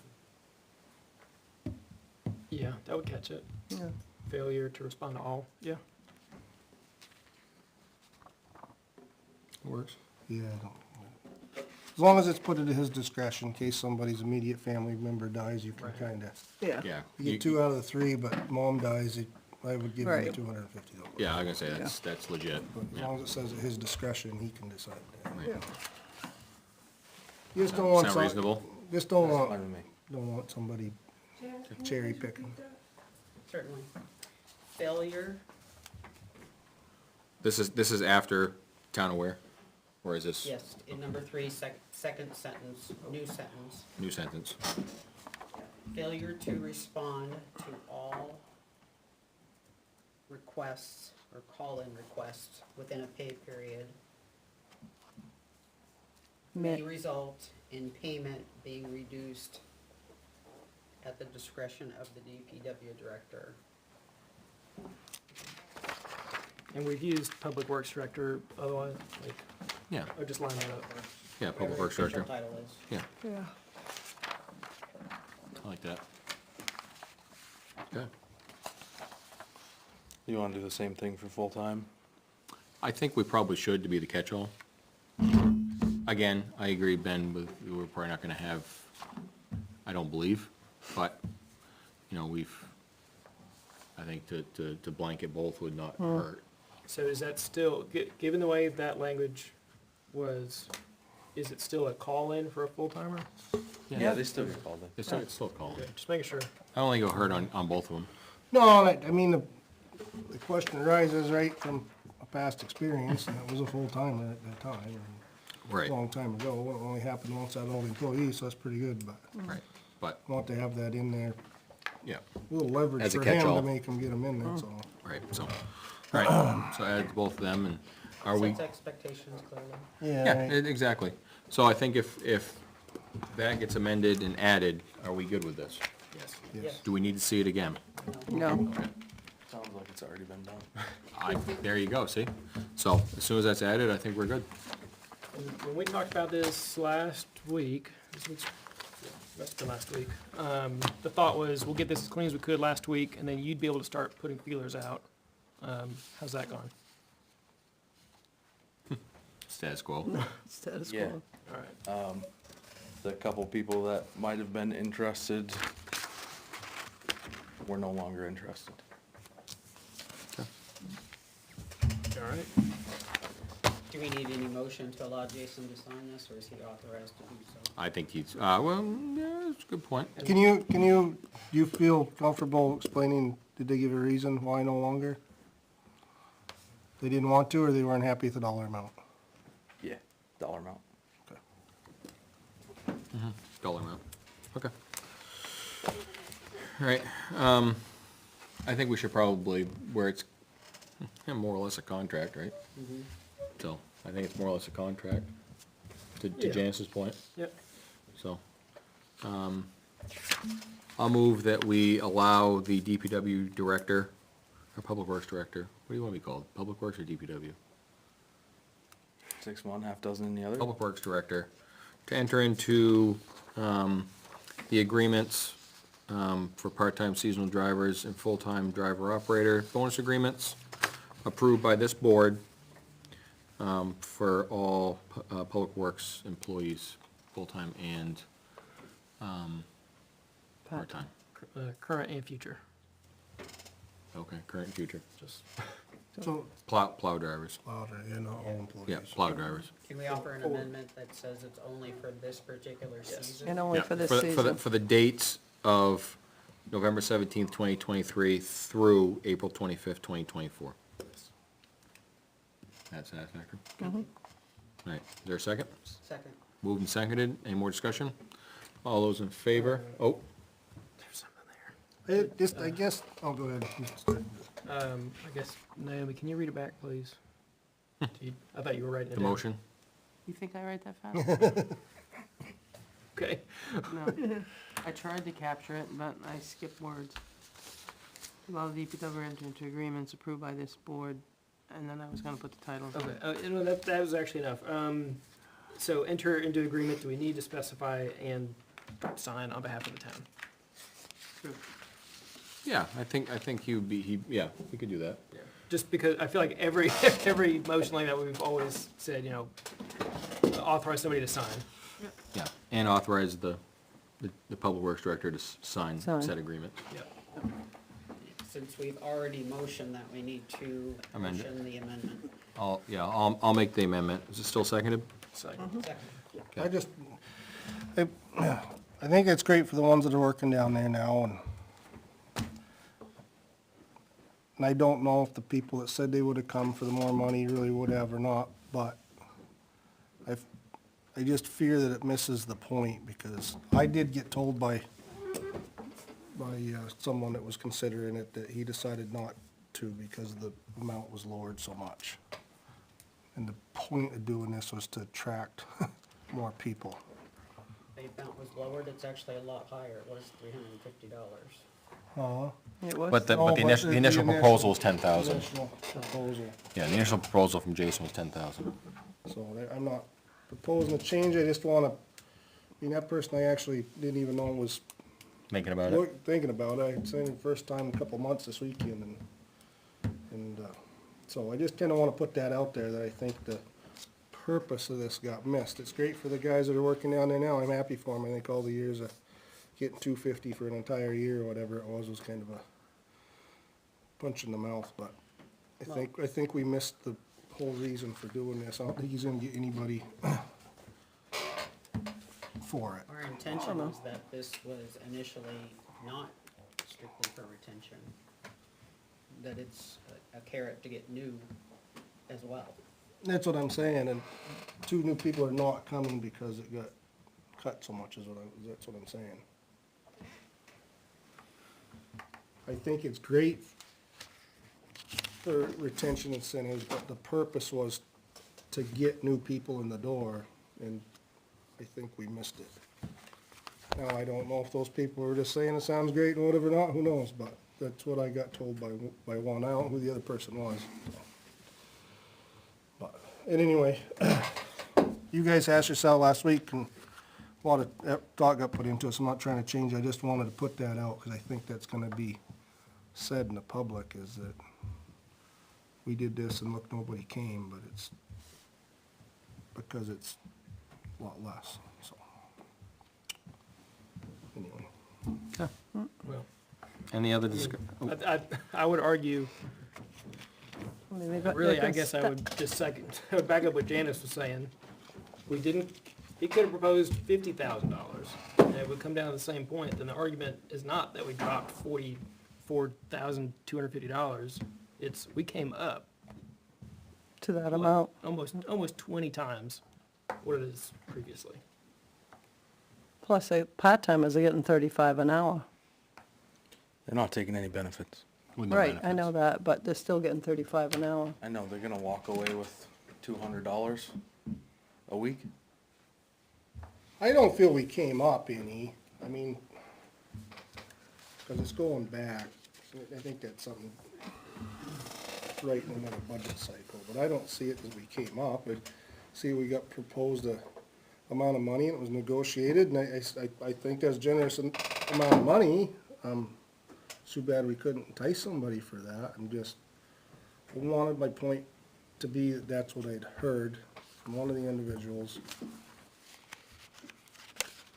And it wasn't just a gimmick to give the people there more money. I fear that that would be, you know, I never thought that before, but just want that to be out in the public, that it was an effort to entice new people, and unfortunately, I don't think it was enough to entice them, which is too bad. Well, I don't know that we can make a determination of that on a data set of 2 people at this No. point. We haven't put it out there for the public yet. Okay. We may in fact get 3 people after you post this. You might, yep, We may very well. Right. Yep. I mean, I can't predict the future either. yep. All right, so we have a motion on the floor. It's been seconded. Any other discussion with the motion? All those in favor? Aye? Aye. Yes. Opposed? I'm gonna abstain, I wasn't here for most of the conversations. Okay. All right, Thank you. thank you. How are you going to post this? Are you going to post this? Yeah, I'm gonna try to put it out on our Facebook page with, a couple ads. Try to share that around. Are you gonna update the ads that you have out there now? Yep, yep. As far as Facebook, I try to share as much news as I can on the other pages around town. As soon as it becomes an argument, I just take it down. Is it, I think you have the ability to. Shut comments off. Yeah, At yeah. that posting time. That's what I would do. I'd post it and just shut the comments off. yep, Yeah, and this might be something we also wanna put on the town's website. Yeah, under In that red addition to section. updating the requisitions. The other thing is too, is PD has a good following. Yep. So Captain Hebert, I know, has a pretty crafty way of putting things up there too. Yep. So, The electronic signs of the dump, would it plow be, bonuses or something, maybe? yeah, we have both of those signs we can put out. would it be worth spending a little bit of the money to put it on a site like Indeed? I know I'm asking. I only used that one time, that bad luck, but some people have great luck. Yeah. I got we- more we don't- bakers and we- cookie makers and, We don't have horrible luck with it where I'm at. Oh, really? It's 60/40, I'll say. is it really? Yeah, 60 that could apply, Huh. and 40 that are the bakers and the chefs. Yeah, I got the people look at, unemployment that has to put in every month. Right. Yeah. So, We did it 6, 8 months ago. well, We spent, there was a lot of seasonal operations that were hot and going too. I How don't much know. is it Well, to we- run it, I guess? we spent $500-600 and got a bunch of people who wanted to come in and sent in applications, and phone calls were made, and No one follow-ups. guy set up an interview to come here with you guys and Never showed up. never showed. We've had I'm just asking. we've had zero luck with it. Okay, Really. then don't worry I about don't it. know, is it worth $500 on the chance that we might get one? We need them. I don't know. If you guys want me to go that avenue, we will. Like Benji said, he hasn't had luck. I haven't had luck. I don't. I'm mixed, so. I know, just an avenue, I know it's, I'm thinking now might be the time where seasonal operations are closing up. Maybe 6, 8 months wasn't the right time, just because things were still hopping elsewhere. Yeah, I mean, that was for full-time positions. Right, but now we have the part-time, that's pretty reasonable with the, with the amount. It might be able to get somebody, I'm not sure, just a suggestion, that's all. Yeah, I can throw it up there. You can give it 30 days, see what happens. I think it's worth doing. I think it's worth doing. It's just, it's another branch to reach out. That's my thought. And yeah, you're gonna get your application fillers, I know you are. It's gonna happen, but. Okay. Sound like a plan? Yes. Perfect. All right, sir. Thank you. Thank you. Jason? You're up. You did all the rest of it, just fine. Bring us to the manifest. Order the treasurer to sign payroll and accounts payable checks dated November 16th, 2023, as included in the following manifests. Payroll manifests, $67,541.48. Weekly payroll, accounts payable, $52,956.34. Ware School payable manifest, $300,000. John Stark payable manifest, $250,000, for a total of $670,497.82. I should have said I move to that. I didn't cite that out, right? You have a motion. You made the motion, there's a second. All in favor? Yes. Yes. Opposed? Aye. Okay. She'll take it. 2024 default and 2024 revenue presentation. Best for Nice. last. Beth?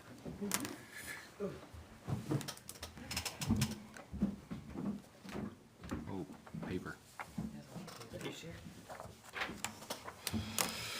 Thank you.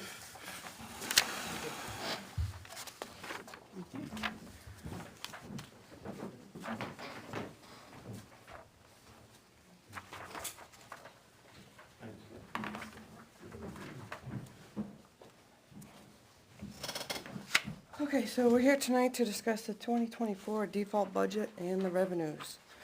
As you know, the default budget,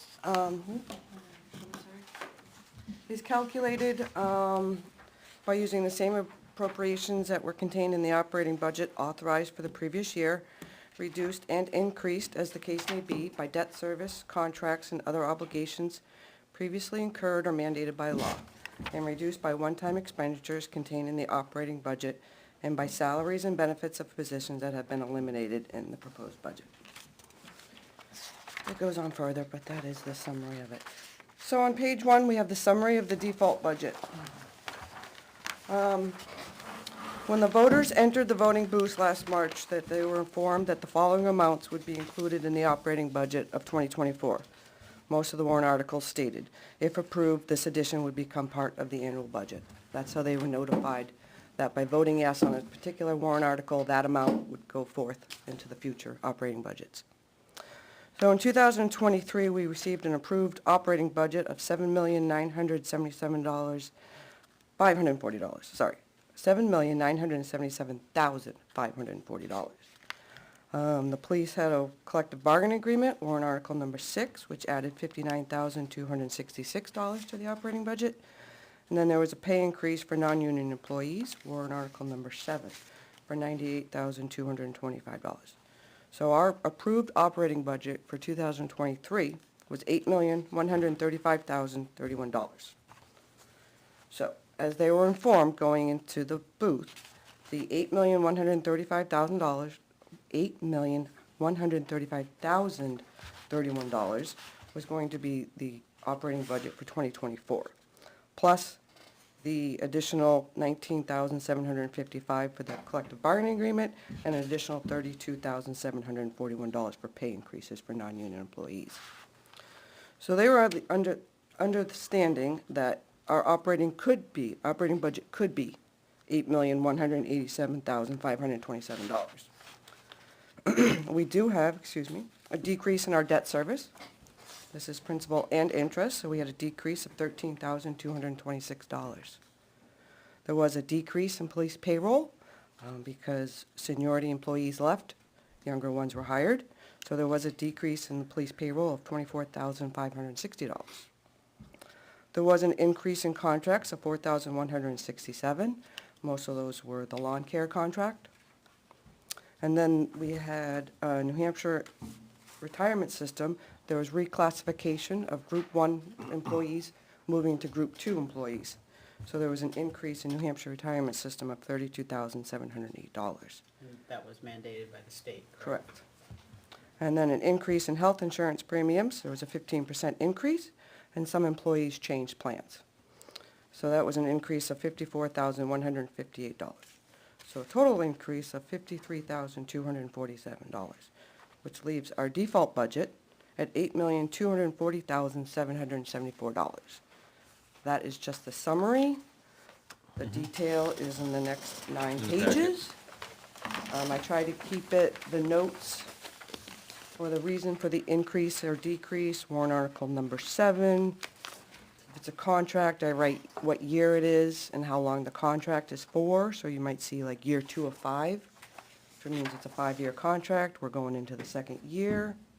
And since there's not a difference there, that means there was no change for the. Correct, correct. And what I do, if you notice, on the account, so if you look at page 4, and if you're looking at line 72, you'll see an asterisk, and then you'll see a year in parentheses. The asterisk means that the voters approved this contract, and that's the expiration date. So in some years, when we get a default budget, you won't see the asterisk, but you'll see the parentheses. Because the Board of Selectmen entered into the contract Correct. versus, yeah.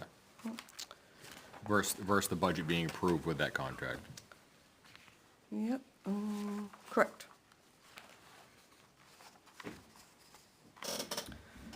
I mean, I know there's a lot to look through. Take your time, you'll be seeing this for the next 5 months. No. If you have any changes to the default or any questions on the default, let me know. Again, this doesn't get to the ballot until March, but you can change it. Well, you can ask for why it is the way it is. I was gonna say, I was gonna say, you might not change it, but you can ask me why Things went up, things went down. things went up, things went down. So the health insurance was 15% this year. Correct. Wow, Yes. that's substantial. Well, everyone that didn't go during COVID all went.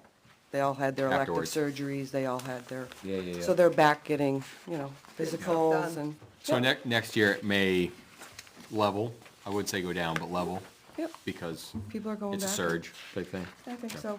I talked with somebody about a week and a half ago that's in the insurance industry, and they said across the board, everything has gone up Yeah. 15%. Yeah, Okay.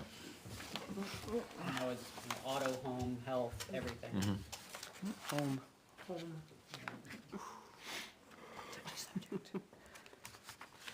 Okay. So we'll move on to page 15, which is our estimated revenues. So when I estimate the revenues for the 16. Oh, Phil, 15, thank you. I was gonna say, it's kind of small, but yeah, it's 15. I try to be conservative, because this number we use on our warrant to offset our expenses. So we don't want to estimate our revenues high, so that way, when we do get the actual revenues, and if they come in lower, that means that the warrant article is higher to the taxpayer than what we say it is. And we were really good last year. It came right in. So what I did for you, and I know it's a lot of numbers and a lot of tiny numbers, but I put the last 3 full years, so 2020 actuals, 21's actuals, and 22's actuals. I listed our 23's revised revenues. This was the number that we saw last week when we set the tax rate, the revenues that offset our operating budget. And then I listed our 2023 through October 31st. Just so you can see where the estimated revenues come in. The last column is the difference between what I'm estimating for 24 and what our revised numbers for 23. We don't have our actuals yet. Our biggest difference, well,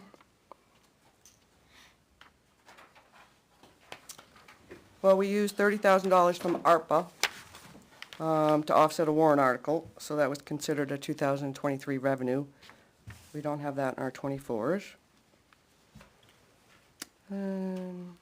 Grant reimbursement, way down line, ooh, that's tiny, 56. That was what you approved this evening. That was tonight, right? Okay, thank you. Walked in late on that.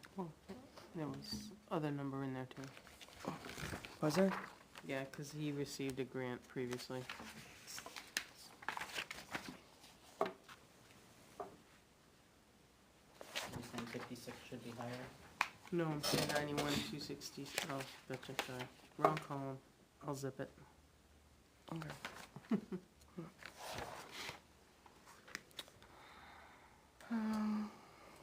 What else? Oh, you'll notice on the last page, our revenues from the Chase Park receipts, we will no longer be receiving those revenues. The voters agreed to put those revenues into a special revenue account. Yep. What line is that, Beth? 72. 72. And 74. So I'm estimating that we're gonna receive $12,490 more than what our revised 2023 revenues are. Again, we will see this again next October when we set the tax rate. These are estimated going into the year.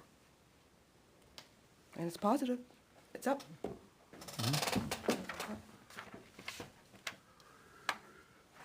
Any initial questions for Beth? Got three. Right off the bat. Just, Wait, just, let me get my pen and my This is not revenues, right? yeah, Okay. yeah. These are just, random. yeah, because I don't, so like line 2, timber yield tax, it was 25,000, 32, 28, and then 23, Actually. anticipated was 45, actual jumped all the way to 40. So do you know what accounted for that jump? And is that, we're really gonna stay that high at 42? I'm just looking, looking back to previous years. I mean, we also called off Yeah, a 'cause, harvest. Yeah. Yeah, The board did, so is it But gonna we be that don't high? know that we're gonna do next year because of the seed. The well, that seed is drop, in next year's, right? I think they're planning on doing it. Possibly. Yeah. Well, they plan on doing this year. But that's, I think overall, anybody you guys sign a lot of intent to Yeah. cuts. Oh, okay, so that goes to that Those are too. the intent to cuts. Yeah. Yeah, Like I'm just you're- looking at how much it Yeah. jumped this year, Yeah. and we're holding what feels like close to what was a high watermark over the last 3 years, 4 years. And I'm Yeah. not questioning the number, I'm just, Where it came Yeah. from, Question Yeah. how we got where it there. came from. yeah. Price of lumber's Optimistic. up as well. Yeah. Optimistic. Board Okay. quit that. Even the price of lumber being up, some people are People are harvesting. cutting, Yeah. people are cutting, They have that extra revenue. yeah. But you're right, it does stick out. And then, what is sewer rents, and why wasn't there any in 2022? What number Line you? 39? Okay, so sewer rents there's a small section of town here that's on the water and sewer. So there is in our operating budget, a sewer operating budget. So the town as a whole does not raise the taxes to run that department. We have to invoice the people who actually use the sewer and water. So you have the sewer on the expense side, but then you have the revenue, which is a user service fee It's supposed to be a wash. to net it out. And is that a revolving fund? Nope, it's in the budget. I guess, yeah. We just have to raise the revenue to offset the expenditures from the previous year, so that's always off a little bit. And so why was 2022 zero? Because the auditors want to see it outside of the operating budget, but it's not there yet. What's the plan for that? Well, we need to move it. It's in its own fund right now. Okay. All right, Okay. so we'll need Need to, to add it to the don't lose sight of that pile. Mm. And, I guess line 98, what's miscellaneous? miscellaneous, it's a good question, because it is really just random items. It's not a big, I mean, for those who can't see it, it's only, over the last few years, about 5,000, about 8,000, $150, about 10. It's not a lot of money, so.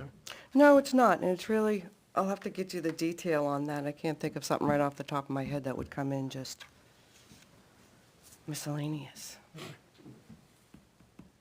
Yeah, those are just the three that Well, kind of Well, jumped it out. would be revenue that's unanticipated, less than $5,000.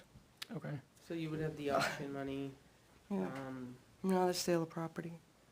Oh, Yep, okay. what would come in? I'll get you the detail on what's in there. Thank you.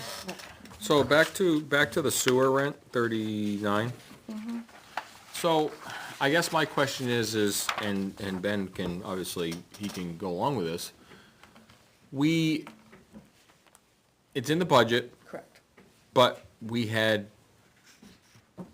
pump failure. So if it's pulled out of the budget in its own account and there's not money there, how is that rectified?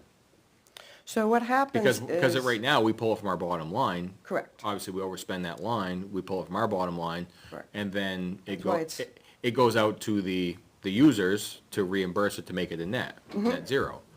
So. It's always a year. How would pulling, and I'm not disagreeing with it. No. I just don't know how it would function if it was removed from the budget entirely. Because it would stay in a separate fund, but Yep. it would go negative.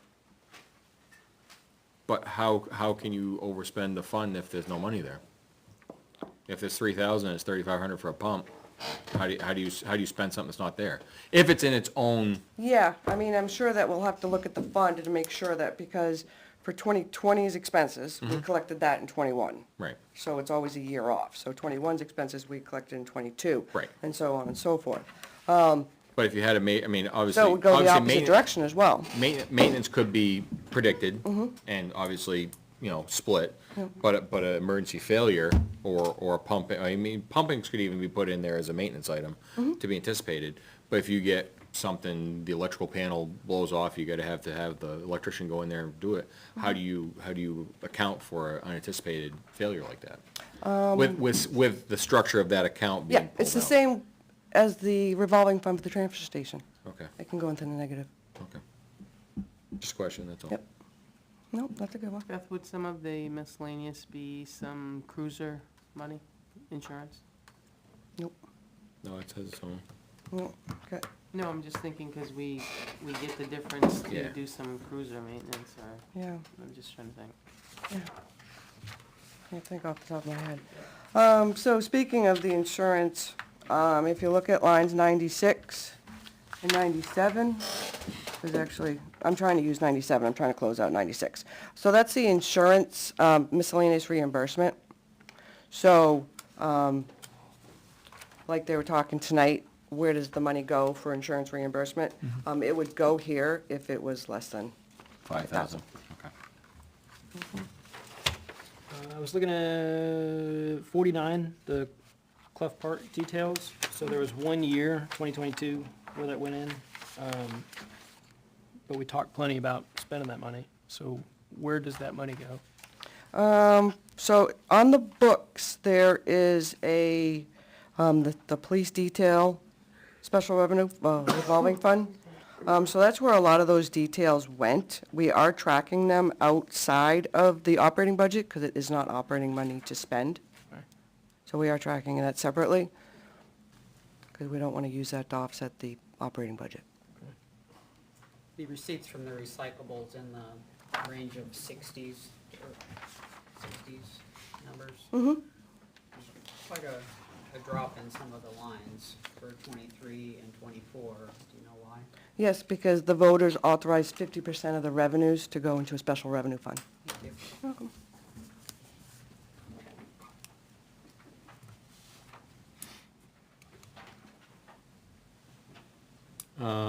88? Sale of lots. I thought we had sold some lots, why is it zeros across the It board? goes To the trustees. Goes to the trustees. Oh, Goes to the trustees of trust fund for perpetual care, and then they do cut us a check for the corner markers, but then we pay it right out to the company. to the company, so it's a pass-through. Yeah. Okay, just a question. Yeah, no, That goes in 89. The corner market reimbursement. Right. So on line 69, Beth, we were doing 14,000, 12,000, and it jumped up to 26,000. Why was that in 2022? And then it dropped back down to 12,000. That's 50%. I get $1 a pound for cans. I can say, Yeah. metal was good that year, One year. that You year. know, one particular time it was terrible forever, and we saved 3 Stockpiled it. complete containers because I wouldn't ship it. It was gonna And cost all- you a ship, wasn't it? Well, it was in. Pretty close. It was in like 15 cents a pound, and all of a sudden it went, Up. it went all the way to like over $1, and by the time I made the phone call, it went back down 98 cents. But we had something like 26,000 pounds of them, so. Yeah, there you go, That's the way to do it. if you can. Yeah. I guess that must have been 22, I don't remember what year it was. Yeah, it was 22. Yeah. Yeah, that's fine.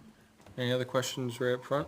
But, like it was just stated that, 50% of that revenue. right. But it was a lot there, because the cans had a spike for 5 months.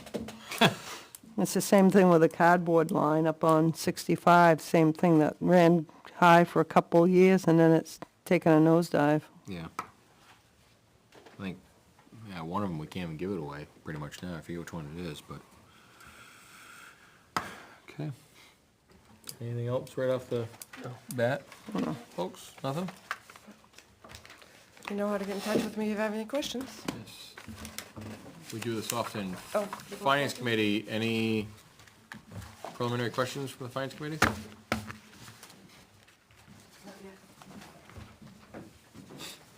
Thank you, Neil Kirk. Beth, on line 1, the current use change penalty, I thought it was 10%, you have it at 25%. Conservation gets 75% of any current use penalty, the general fund gets 25%. Oh, in other words, the tax is 10%, but of that 10%, It's it's split. split 20, 575. No problem. okay. Line 56, the police grant reimbursement. You've got that money in 2024. Will the vehicle be purchased in 2023 or 2024? In other words, I assume this is the vehicle we were talking about tonight. Correct. So shouldn't the expenditure and revenue be in the same year? Otherwise, If that purchase, taxpayers are going to have a, yeah, if the purchase can be made, then in '23. can you move the grant money into '23 so there's no impact on taxes in '23? Or move the purchase and the grant to '24? Valid point. Valid point. And then, I had a question about the metal sale, line 62, but apparently that's just going down because the prices are going down. That's just, Prices are volatile. Well, and the fact that 50% of that is going into the revolving fund. yes. And that new revolving fund.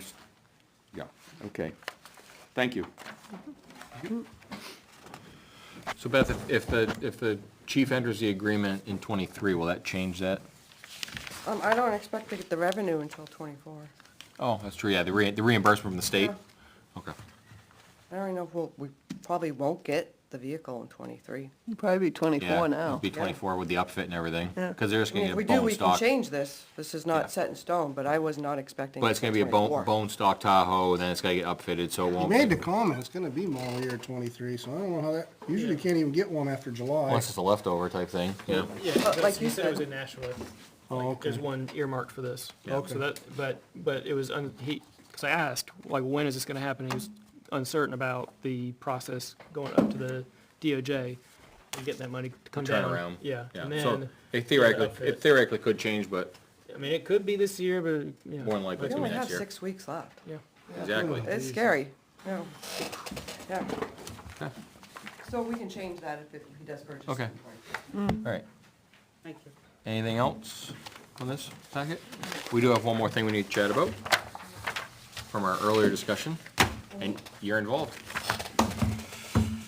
About the handyman. We need one. We should hire one. Yes. Yes. What do we have for money? What do we have? That was, Money. that was your point. Well, what are you looking to hire, like on an on-call, give them a Yeah, punch list? that we were talking an on-call with a punch list. Okay, and you'll do inspections occasionally for buildings that aren't manned? It probably wouldn't hurt, and I think we could navigate that in there and talking to the candidate we did tonight. But it wouldn't be, we discussed it, it would be an on-call basis. Okay, so One not week could be permanent part-time? 1 week could be 10 hours, 15 hours of shoveling and repairs, Michelle, and Tail then, wag. the next week could be no hours. Yeah. And the Oh, week after that absolutely. could be another 20 hours. Yep. You know, but we don't know, it's gonna be, yeah, it's not gonna be a stipend 10-hour type position. Should we put a limit on how many hours in any given week? Well, I think we can discuss that, but again, You know how much money we have to spend on it. Right. that's where we're at, is we, you know, Well, we're if kind of you're uncharted looking at territory. 2023's budget for the next 6 weeks, We're not fine. a lot. We're fine. But if you're proposing for 24, it's your I proposal. think to Let me, shoot him a pitch, we need it for. Yeah. We have plenty of this. Let me, Rest of 23, we have. Well, let me ask there this. is a line in the budget. Anyone have one? I guess let me ask this, could we have a list of projects we know mentally. Oh, that's just the default. But it should be in there, right? Yeah. We have a list of projects we know, Yeah, $2,500 plus Where's payroll that? taxes. What numbers? What- That is gonna be line 183, under government buildings. yeah, we had a wages/maintenance line. oh, there it is, yeah. And the payroll taxes below go to that position. Okay, so we go to minute. So I guess my question is, we have a list of things that we know about, as we kind of chatted about when we interviewed the gentleman. And I guess I don't know this is a question. Could we earmark an amount from 2023 to be spent? Yes, because what you do is you are bottom line. So it doesn't matter, you're not taking money from a specific line, you're taking it from the bottom line. Okay. So you can earmark. So that, Anything my from my your thought was, bottom line. if we think that we have 50 hours of work for 2024 for this gentleman, 60 hours, 50 hours, 40 hours, whatever it may For be. what year? For 2024, because again, 6 weeks is pretty much spent, right? So some of the projects we're gonna have would be spring, summer, fall projects. I'm sure that's, you know, when you wanna do them. So if we earmarked out, if we came up with an hourly rate and we earmarked out 50 hours worth of work, are we able to do that? Yes. You know what I'm saying? If we come up We with, could- With that line, we could get a little over 100 hours. I was just gonna say, Yeah, okay. 2023, yeah. But- this year. but- Yeah, but- and, well, but that would carry. And that would carry the next year. But you said that, 2024. but you said that there's no payroll tax or anything like that? No, she said No, below. they are. She said that they're included. Oh. It's gonna It's be below with 185, Medicare. 186. Okay, all right. All right, I was So just, it's really, are we gonna go over 100 hours? I don't know. If so, then we need to talk about it. If not, well, it's already in the budget. Well, I think once we get caught up on, I know there's projects. There's That's plenty of gonna- projects. That's gonna add up to hours, and Yeah. I think maybe we get an idea of that next couple of weeks and earmark it like you just suggested, but I think to budget and maybe give him an answer and comes in, we need to figure what we budget him for 2 hours a week, 5 hours a week. At the end of the year, we This would gotta, end up being about 2 hours a week. Right, which we know in wintertime, that ain't gonna, It's not gonna that's cover gonna, it. that's gonna cover it in the wintertime. And that's, let's be real, I mean, that's 5 months out of the year, potentially, for the white stuff to be falling out of the sky. So, without thinking about money, I was thinking on average, we probably would use him 5 hours a week throughout the year, which is Yeah. right, 250 hours. But right, which was kind of my thought, was if we came up with something like that. Average of 5? yeah, I would a week? think. Some weeks 10, some Some 9. weeks you may be 5 a 10. week, so it's Some- two, I mean, it's. And I don't know if 2.5 that's times enough. I would that. think once you get this stuff squared away, maybe when, I don't know. I mean, just call it tripling that then. I suggested snow shoveling because I know that it's something we can't get nobody else to do, and maybe we can't afford him to do it, but it'd be nice. Right. Well, the other thing I is mean, too it's is, better to pay him to do it than to pay somebody more expensive to do it. Yeah, because if you get somebody yeah. like, if Nobody you wants get an us to- independent contractor to do it, it's gonna be Well, more. I'm talking about, they said that they have people in this building doing it. Yeah. But, I mean, but to Benji's point, I mean, Demanded to.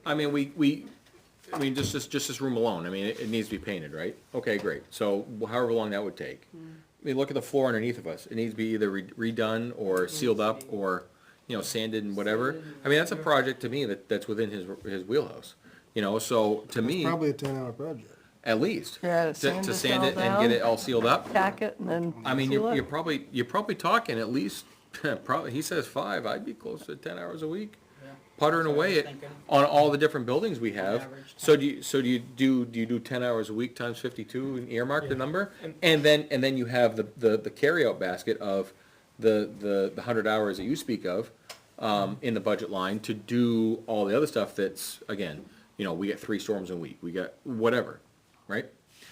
So, On top of what you're saying, I'm not disagreeing, but to add on to it, where's the money gonna come from for, Supplies, the right? supply part of it, big right? budget Well, you're you have you're to talking rent the- about. Yes. Right, and exactly, and I know that, and that was gonna be my second part, was earmarking out money for that. I mean, if we're gonna hit it hard for this year coming, right, because we do have a pretty, again, it's not something the situation we wanna be in, but we are gonna have, a pretty good number at the end of the year of money not spent because of vacancies. It's not the position we wanna be in. We want all of our positions to be full. But I think this is the year, if we're gonna have a list of projects, again, I mean, like you said, this room alone's 25 hours worth of work, right? So if this is the year to start really tackling at some of these projects, then let's do it this year. Let's earmark it for this year, for 2024. I think that's, I don't have a problem with that. I think before Naomi can get back to him, we need to know what we can, Right. we're I think, expecting and can guarantee. He didn't sound like he wanted a pile of hours a week anyway, but no, if I was gonna be hired, I'd be like, I wouldn't want to be told you're gonna do the floor and the wall and see what we got left over for money. It'd be, can you count Right, on an it'd be average a- of 5 hours a week or 10 hours a week, but we don't know what we can afford. Yeah, I mean, you could probation him for the rest of the year, use the wage line that's there, have him work for the next 6 weeks, see what he can do, And if you're like, we really like your work, when do we have to, when's our last ability to earmark? it'll be, I don't have a calendar, but usually I say the 10th. Late December, though, late December. No, January, January 10th. January, all right, so we can earmark. before I close the books. Oh, okay, so we can earmark in the January. So what's the 2 lines we got for money? 183, 185 and 186, Sorry. but 185 and 186 go with the first Yeah, one, those are so. the percentages. So just 183 So just 183 is the. for wages. right. That's it for So, wages. so Salem's number was 10 hours a week at that number. No, it was 100 hours I'm sorry, 100 hours. a It year, was 100 hours a year, so 2 Right. hours a week. Right. 2 hours a week, okay. And then you're gonna have to look at 190 and. Yeah. Right. Yeah, so for the wages we were thinking, yeah. In that window you were talking about Roughly 2 earlier. hours a week is what we got budgeted for. And Right. is there, okay, if we did some kind of probationary this year with that money, is there any money for small projects for supplies? Is there any money that can be spent on that if we say, go buy a bucket of What, paint? I think that's Such as the that's like handicap. 189, or there's a few more lines down, there's a $5,000 line. Yeah. Building maintenance. Okay. Yeah. What did you just say? I 190. said for the money that's budgeted. Yep, And the money that we were thinking hourly rate, 2 hours a week. roughly 2 hours, it's 100 hours a year, 100 and. for the full year, okay. I was doing the last 6 weeks of the year, and I'm Oh. like, what are you guys offering to pay? Between 20 and 25 was our thought out loud. But I think, you get into 2025, if you blitz 2024 with a lot of projects and ambition, I think 2 to 5 hours a week would be plenty for a maintenance, but. I think 5 would be good, but that's Maintenance wise, right? more than twice as much as 2 is a problem. But, well, no, I understand that, but what I'm saying is if you blitz 2024 with an earmark of work. Yeah. And say go heavy, and then in 25, that number maybe doubled, would be pretty suffice for a gentleman to walk around and take a look at the buildings and keep an eye on them and et cetera, and fix the little things. But we have so many compounded things that we really gotta blitz the situation, I think. If he's willing. Yeah, if he's gonna say, come in and sand these floors, first of all, Seal this 'em up. this room couldn't be used Well, and for, I agree, and I understand that. I agree Right. doing that exactly how Ricky's suggesting, but those are projects. But the actual maintenance, we need to come up with what we think before we offer this guy.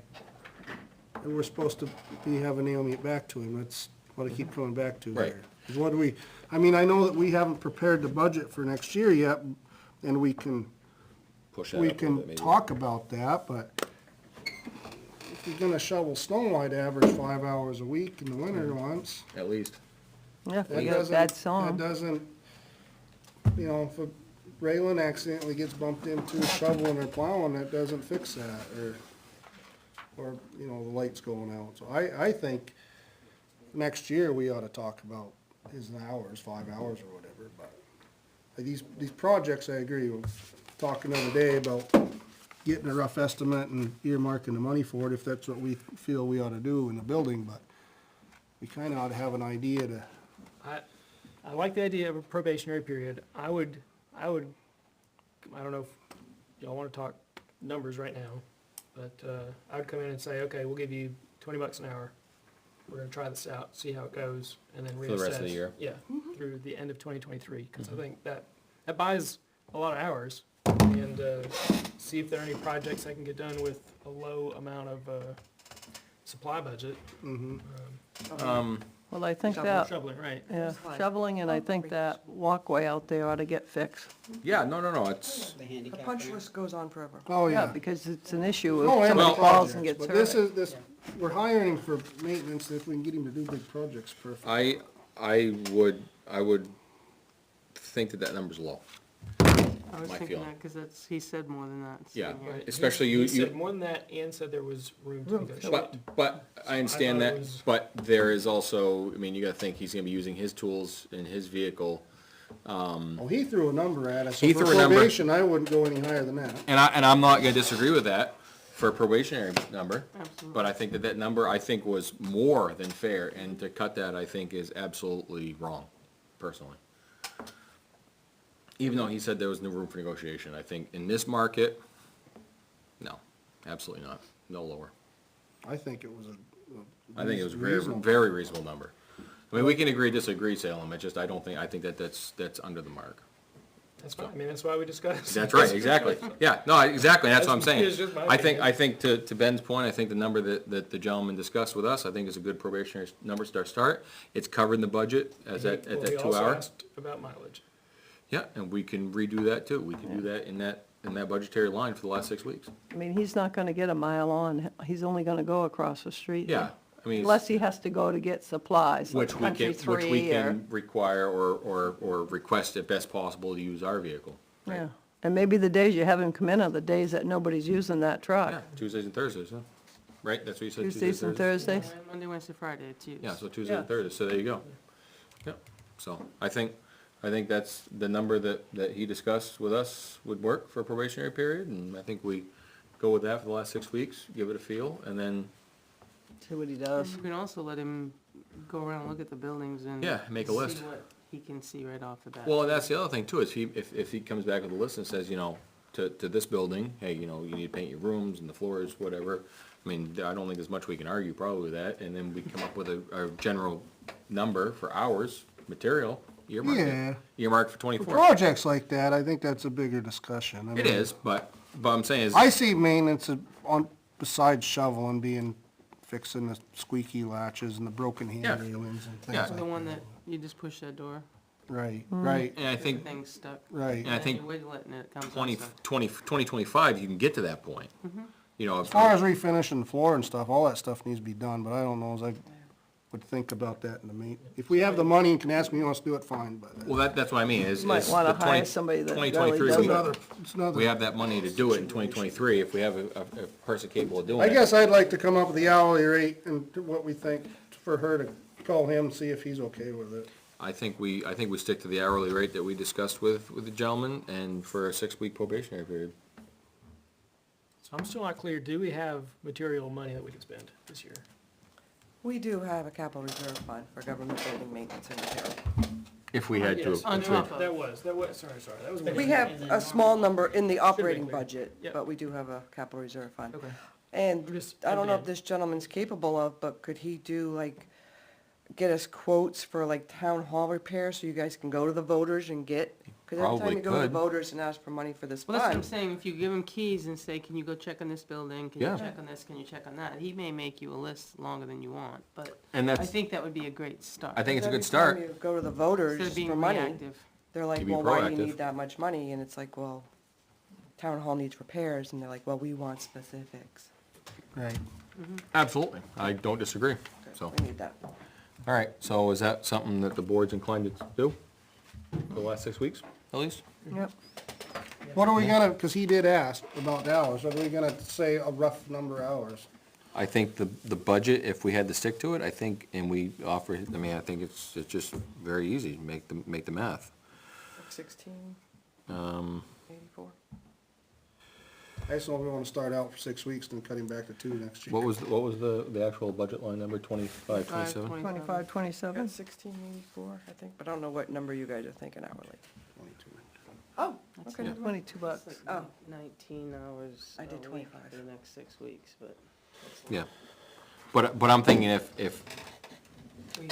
if we go in the 24th calendar year, and and we get the fall budget, this covers an amount. And I think it rolls back to about that 2.5 hours a week.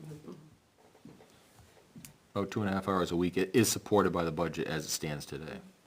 How many hours does this gentleman want to work? Part-time, Part-time. Part? Yep. just Okay, part-time. part.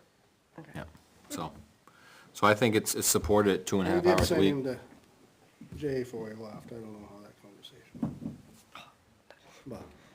But, just wanna give him an idea, and hopefully we can get the budget up enough to double that 2 hours, but, just wanna tell him something. Well, I think the best thing is to be honest. I mean, right now, Yeah, what it looks like for 6 weeks, and for 2024, it could be Right. yeah, yeah. 2 to 5, some weeks 10. Right. Depends upon the. Depends the project. Right. And again, if there's a project list and there's not much that we can debate, I mean, there's projects everywhere around here, like Ben said. Yeah, we can tell him that We- we you know- got a pile of work for the next month, and then Yeah, but, after that, but the other thing is too, is we try it, everything seems to be going good. see how he fits. We earmark some money and start whittling away at the projects.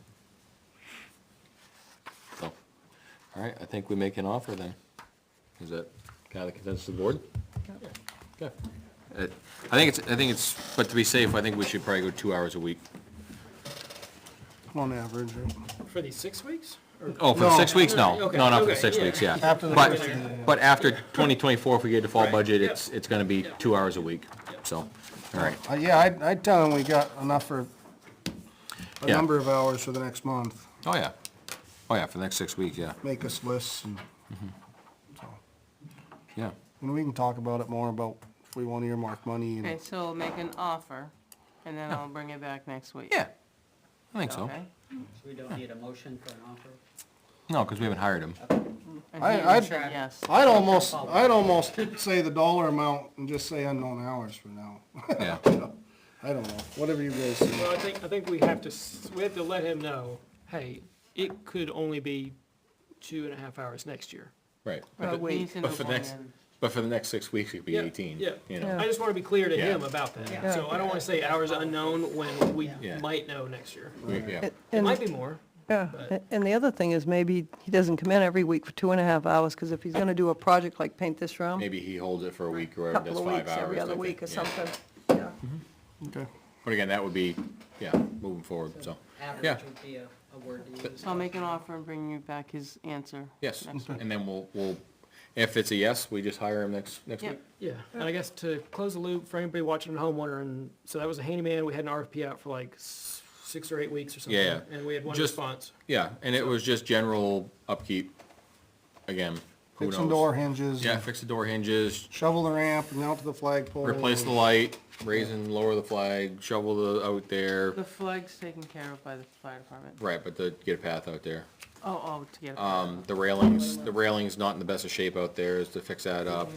Stair tread falls off or something like that. The handicap ramp needs some help. Door handle, et cetera, et cetera. This is what we're Because gonna I think hire just Sam for. backing into the ramp tweaked a few of those, because I would hate to think, you know, some of it's pretty rough if you Yeah. push somebody down there in a chair. Yeah. We've done that. Beth, we weren't gonna go that way. We weren't gonna We're discuss talking- that, Beth. We're talking about him doing an audit of sorts of the buildings, and that's something, like when we divvied up ex officios, Kevin was gonna do something similar to that. So where did all that end up? Did he, I don't know if he completed it. I can contact him and see what he did. Because he was gonna be doing, you know, just Yeah. audit. Well, I had a little bit of reservation about that anyway, because each person knows their building. I'm just better saying, if than we an have some outside information, it'd be good to give this guy the information if we have it. Oh. Yeah, Okay. if we have anything, yeah. I'll reach out to him. Yeah, I okay. know he was here the other day, because the generator got delivered, if you guys saw it. I did not. So, yeah, it was dark. Yeah. It's right out in front there.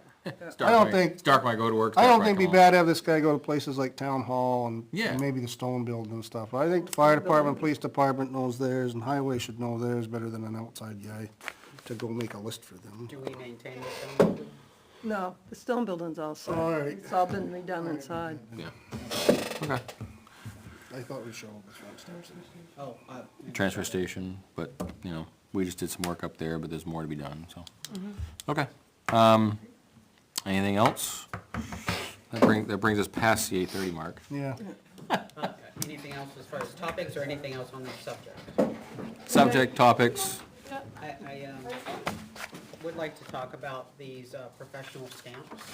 We talked about it briefly last week. It's something that potentially is causing our citizenry money, and I wanted to follow up. Stamps. Yeah. I could- the Engineered correspondence plans. review Oh, of the oh, oh, text oh, oh, oh. and professional stamps required on the building permits. An architect stamp. No, I know what you guys are talking about. I'm just thinking, is that, do we want to discuss that at work session, or do we want to discuss that as correspondence of the business in the general meeting? I wouldn't mind talking about it, because we got the one email, and, I mean, how many thousands of dollars potentially have we cost people? Or could cost people in the next week? We don't know. Are people rushing out to try and get one last thing when we hit 50 degrees? We don't know. Okay. So I would, if we can talk about it, knock it out, I'd rather do that. Okay. Well, we can at least start. Yeah. Mm-hmm. So last week, we talked about some correspondence that came in regarding the planning department personnel requiring construction documents be submitted with the building application, and that those have registered design professional stamps on them. We got a follow-up on Wednesday from the town administrator, and she gave us an excerpt of the residential code, or international residential code, or IRC for short, specifically paragraph R 1061. And that reads, in part, submittal documents consisting of construction documents and other data shall be submitted in 2 or more sets or in a digital format where allowed by the building official with each application for a permit. The construction documents shall be prepared by a registered design professional where required by the statutes of the jurisdiction in which the project is constructed. Now, that's not the complete 106, but that's the paragraph I think that is pertinent to this discussion. So after receiving that 106 paragraph, I did some background research. My first stop was the March 2023 vote, and the text of the article, and it was Article 2 on the warrant, was approved by the town vote. Are you in favor of the adoption of amendment number 1 to the Weir Building Permit Ordinance as follows? To amend Article 4 to reference International Building Code 2018 instead of the Boca National Building Code 1993. It was recommended by the planning board and did pass 516 yes to 231 no. So since that document that I got on 11/8 referenced the IRC, and what we talked about in the town vote was the IBC, I went and did another level down and said, okay, well, what was the difference here and what's the intent? So I went then and tried to find how that originated, where it came from. So my next stop was to look for the document on the building permits. So we have, I'm not sure if it's a code, a policy, or an ordinance. When I printed the document out, it just says building permit, so I'm not sure what the correct nomenclature is. It hasn't been updated after the March 2023 vote, so it doesn't contain either a reference to IBC or IRC, either one. So then I went back to the minutes from the public hearings on the proposed change, trying to figure out where these two things came from. And the public hearings were done during the planning board meetings, January 12th and January 25th. I didn't find minutes from those public hearings posted on the website, so I took a few hours of nothing better to do time and went to the YouTubes. January 12th, the topic starts about 1 hour and 39 minutes into the video. January 26th, the topic starts about 37 minutes into the video.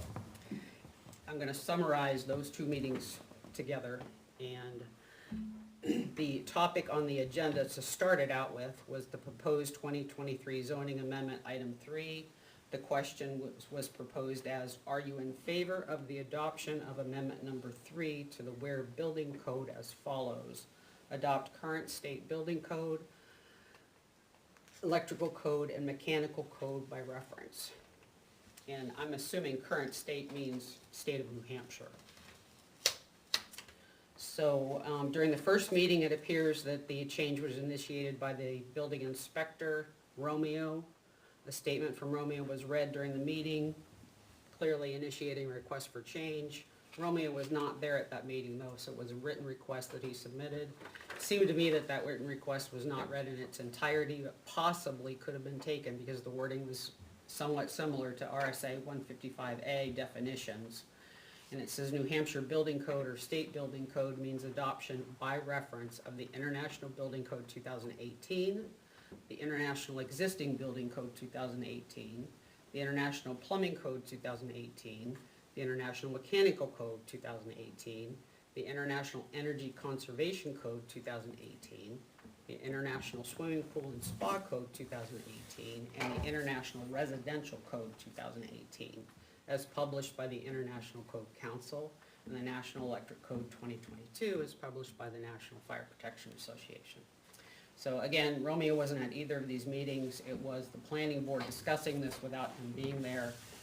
They used the terms building code and IBC and IRC interchangeably, and generic referring to all of them as building code. They gave no distinction that one was for commercial and one was for residential. And my interpretation is that they had no intention of increasing the requirements on the building permit process. And it was even stated that if we go from the 2008 to the 2018 code, it's less stringent than the 2015 version, which seems to correct some things that they said had possibly gone too far in regulation.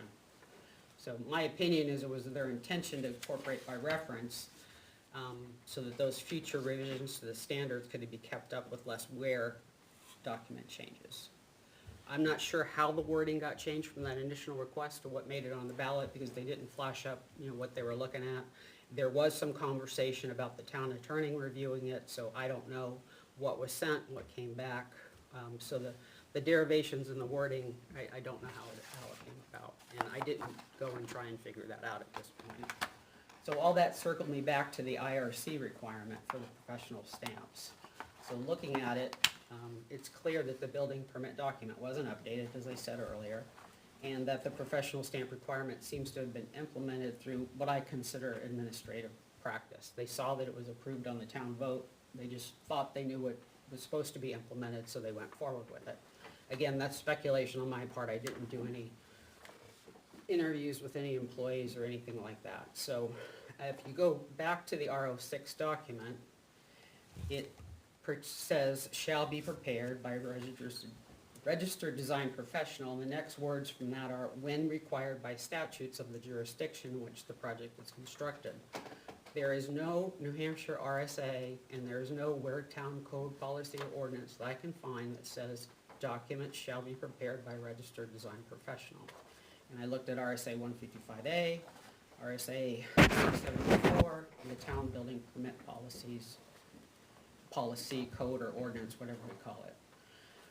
But, this is the kicker, when I looked at RSA 310A, section 52, item number 1, it explicitly exempts a seal of a licensed architect requirement on construction and alteration of single-family and two-family residence or any building used for farm purposes. There's a whole list of exemptions, I think about 8 of them.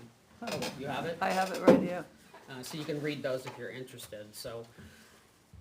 I'm not sure what we need to do next, but it's my personal opinion that we might not be in compliance here.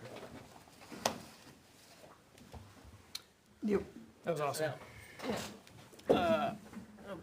So I have a copy of that 310A, colon 52.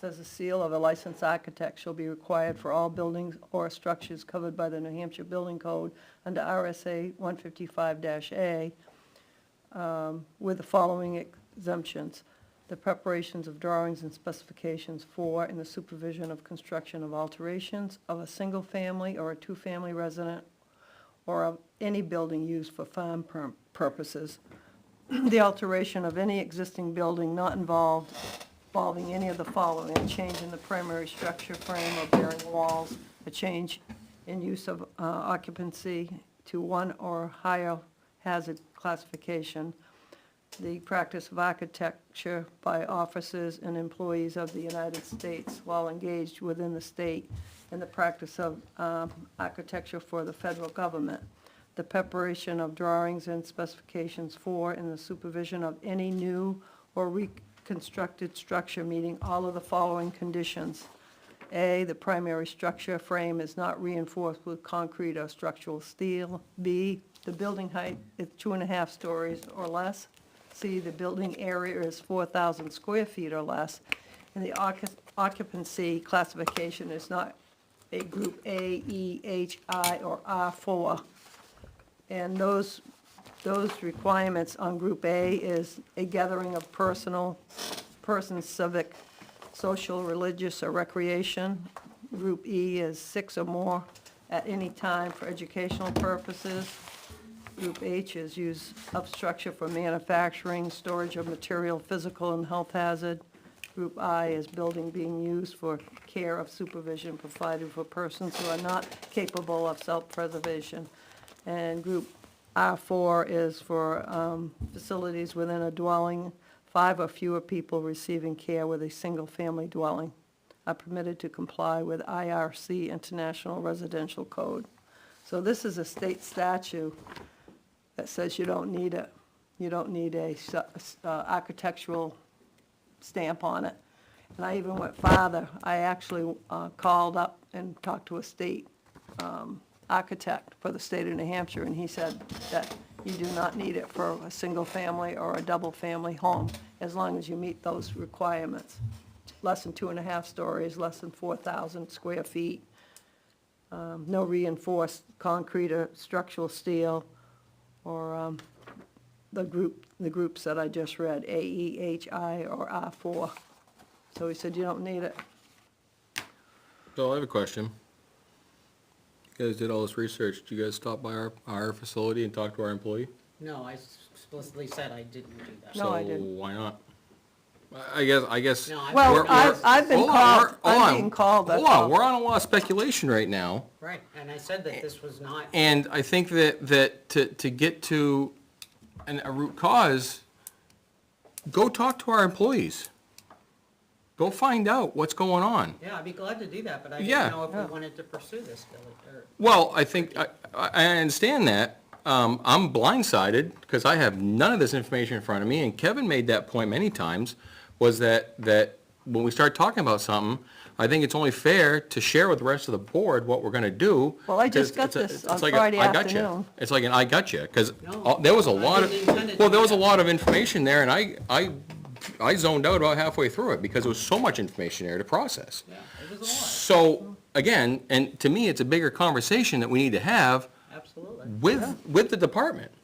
Potentially, yes. Yeah, bring I 'em think in. that's probably a great Yeah. first. I think we have a conversation with them, or the individuals, the board members go and talk to our employees, rather than, you know, talking to architects on the side and all this other stuff. I mean, we pay these people, maybe there's a misunderstanding, you're right, but go to them and say, hey, let's chat about this, Right, and but I get a thought better that understanding. the process was that I come and get okay, that's what I go do next. Right. That I don't have those As- conversations. You had the in opposite individual- opinion when Kevin went to DES.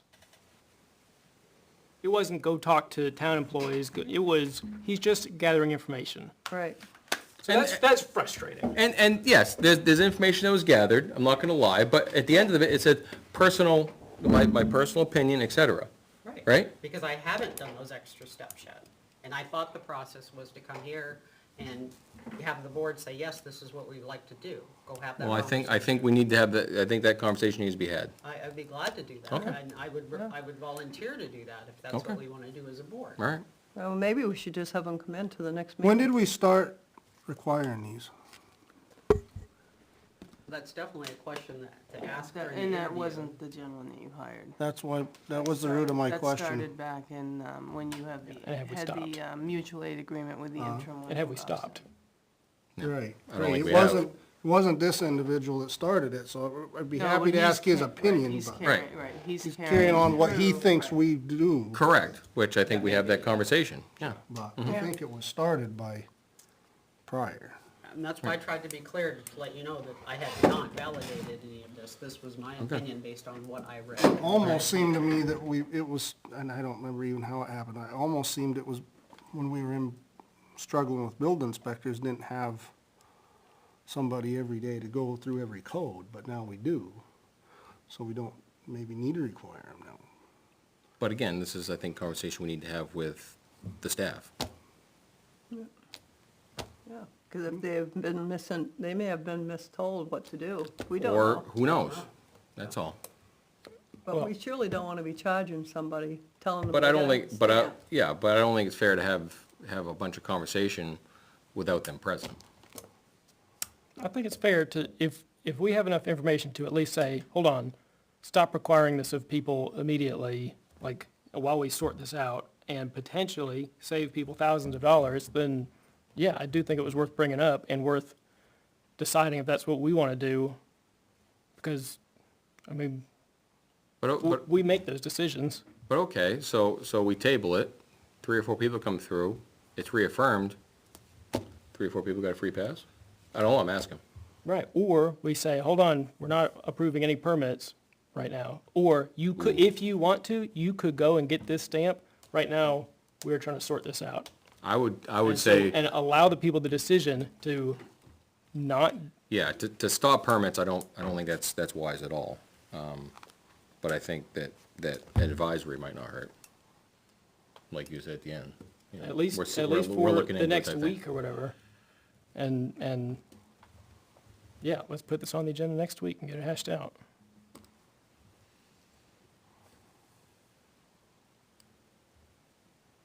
So other than having the interview to find out what they were doing, is there anything else you want me to go through based No. on what we heard? No, again, I think that, you know, some of the information, if, again, something this deep, you know, it'd be Yeah, nice. that's why I said I thought we maybe could start it. Would be nice to Maybe be, we could yeah, it finish would be nice to be shared, because like I said, I would have read, you know, all that, but, it's okay. All right, so we'll put it on for next week's agenda? Okay. I have a question about next week's agenda. Mm-hmm. We met collective bargaining, and Mark wants to come talk with us. Okay. Next week being Thanksgiving makes, makes it short, Yes. 'cause I offered, I think, Tuesday or Wednesday night, I can't remember, I think it was Wednesday night, and he's leaving for family. Okay. So our opportunity was 28th, we've already booked the 28th for a right-to-know hearing. We meet with them on the 29th, 27th is a regular meeting. Mark can come on the 20th, which Okay. is our regular meeting. Mm-hmm. He could come 7 or after, so you could do your slight version of a regular meeting, because you do have, a gentleman wants to come in and talk about traffic at the middle school. Mm-hmm. I'm gonna just let Chief know, he said he's been there and hasn't had any avail, so he wants to come to us. Okay. And then you have a CIP presentation, and now this. That's really all I had on there. So do you think you could accomplish that, and then you could go into a non-meeting with town council so that he could prepare before we go to the 29th is our next meeting for collective bargaining? I think that's fair. That's the only night. I think that's, Meeting with yeah, I think Thanksgiving. that's fair. I What would just department ask maybe, CIP? say that again? What department CIP coming in? No, Jack makes the whole presentation. Oh, the whole presentation. Whole But it's, presentation, yeah. it's. So it'll be a uh, minute, I guess. It shouldn't be No. that long if little we more than a stayed minute, at but- business. That's what I mean. Yeah. But I'm just saying, forgo other things, meaning forgo the minutes, just for now, cause I can't fit it in before we meet again. The only other time he had was 28th, and we've already got right to know training. For Can't do all committees and boards, Six, so, 6:30 to 8:30, so Right. I can't do that, and then we're meeting the 29th.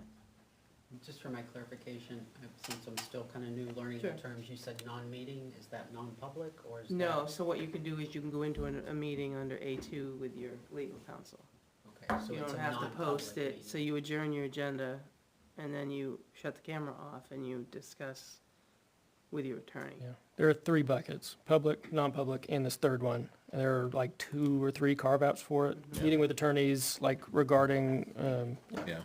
But it was, I don't wanna go down the path of last year and then end up having the whole chaos. No, that was a We- disaster. We ended up carrying it into the last minute. That was and a I just- disaster. I think we started out well, and I just wanted to keep it moving, but due to holiday vacations and he was leaving Wednesday, I was gonna book it Wednesday before Yeah. Thanksgiving, but Yeah, I he's taking off. think we need to have it. I think we need to have it as well. I just wanted your permission, and you and I can talk about it, but I just wanted everybody to know that there are a couple things that we do address. And this can go on that one, or the next meeting is your East Road discussion, and maybe you could split that with other things, because we said at the onset, the East Road was gonna take that whole work session on the 27th. So we've got some decisions, and then you're gonna start hearing from every department every week Right. for budgets, because it's December. I mean, I You think, have to finish, so, I'm willing, I'm just trying to squeeze everybody together. And to make deadlines. what do you guys think? I think the 20th is a good number. Not ideal, but It's not ideal, but I think it's, I don't want a crowd of people sitting outside the door when we're trying to do business too, because that's, to me, a little nerve-wracking. Yeah. Trying And- to hurry and get things Yeah. done, and hurry doesn't, there's a pressure there. So when's Jack coming in, you said? 20th.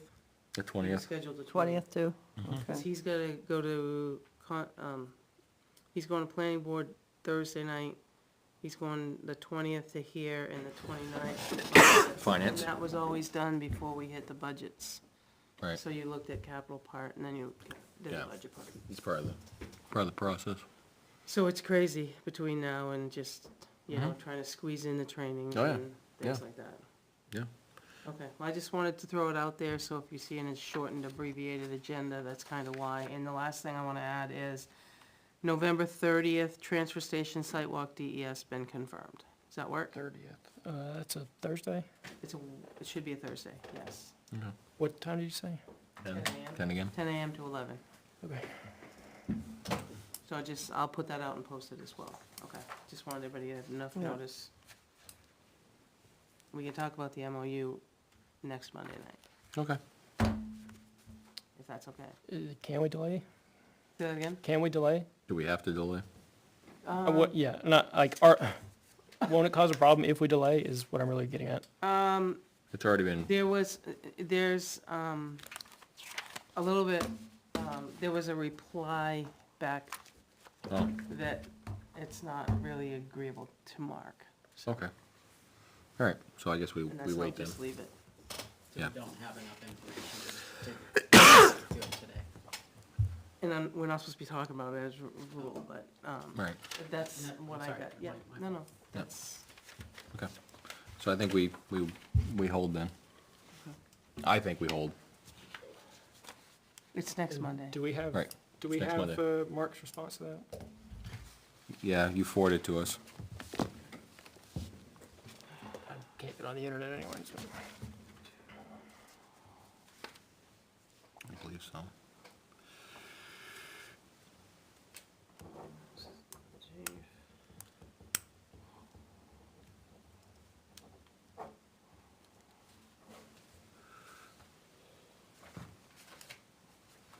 He also offered I could make a phone call tonight if you wanna. Time is it? Might be a little late for a phone call. Night is young. So I don't have the dates in front of me. I thought it was a problem if we delayed, and I get that maybe they've added a confusion. I don't know, because I can't load it.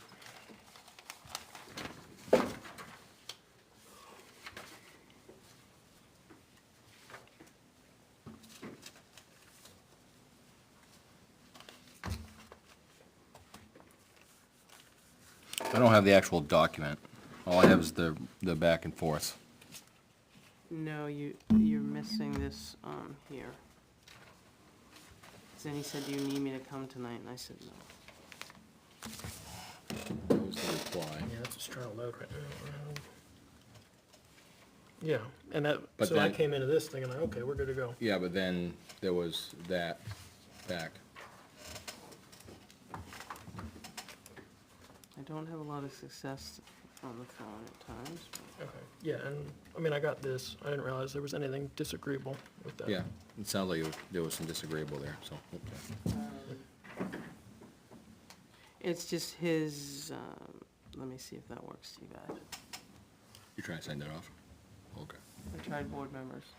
Okay. But you have to go from the bottom, Yeah, I did. no, there was a, Oh, I'm trying not to, yeah. Somebody got it. I just got it. Sent it to myself. Oh, No, I didn't. there it is.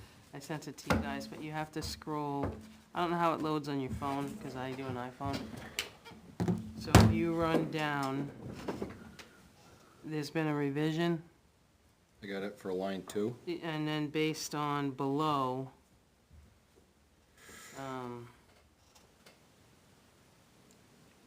yeah, number 2. And I think he makes a point. Look over your shoulder. Yeah.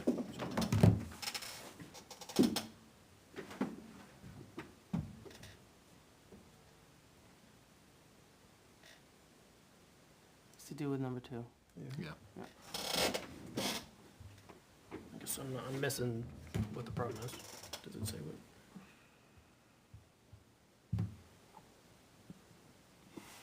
This is what number 2 says on my phone.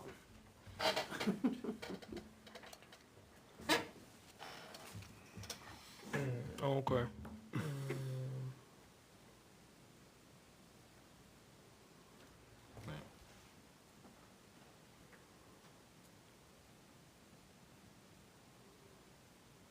So there's a discrepancy. In our lead negotiator's opinion, yes. Correct. But we have two options in front of us. You have 2 options, which one do you wanna do? It's up to you guys, but then I have to get it back to him. So we did get this email earlier. I liked option 2. I don't know if anybody else has an opinion, but I'd be comfortable moving forward with that, to keep it moving forward. But how do you get that in the context tonight to sign? And get it approved by our lead negotiator that we've put in place that way? Well, if he comes in, What can we approve talked it? about, that this was outside of the CBA though. No, this is part of the CBA, because But this was this is the official process. But this was gonna be temporary. That was what we did last week, was the appointment. Yeah, we're But good. this is the We're good until official, 12:20 something. this is the official move. Okay, So this is part of the collective bargaining, okay. right? So, So I think that's still moving ahead last week. yeah, that's still moving ahead. The motion that was made last week is still moving ahead. I think it's already done. I think he's in the process. Okay, I'm not but sure it's done. regardless. Yeah. But this is the actual, Okay. Yeah. So that, if all that's the case, then delaying a week is not gonna gum up the works for anybody.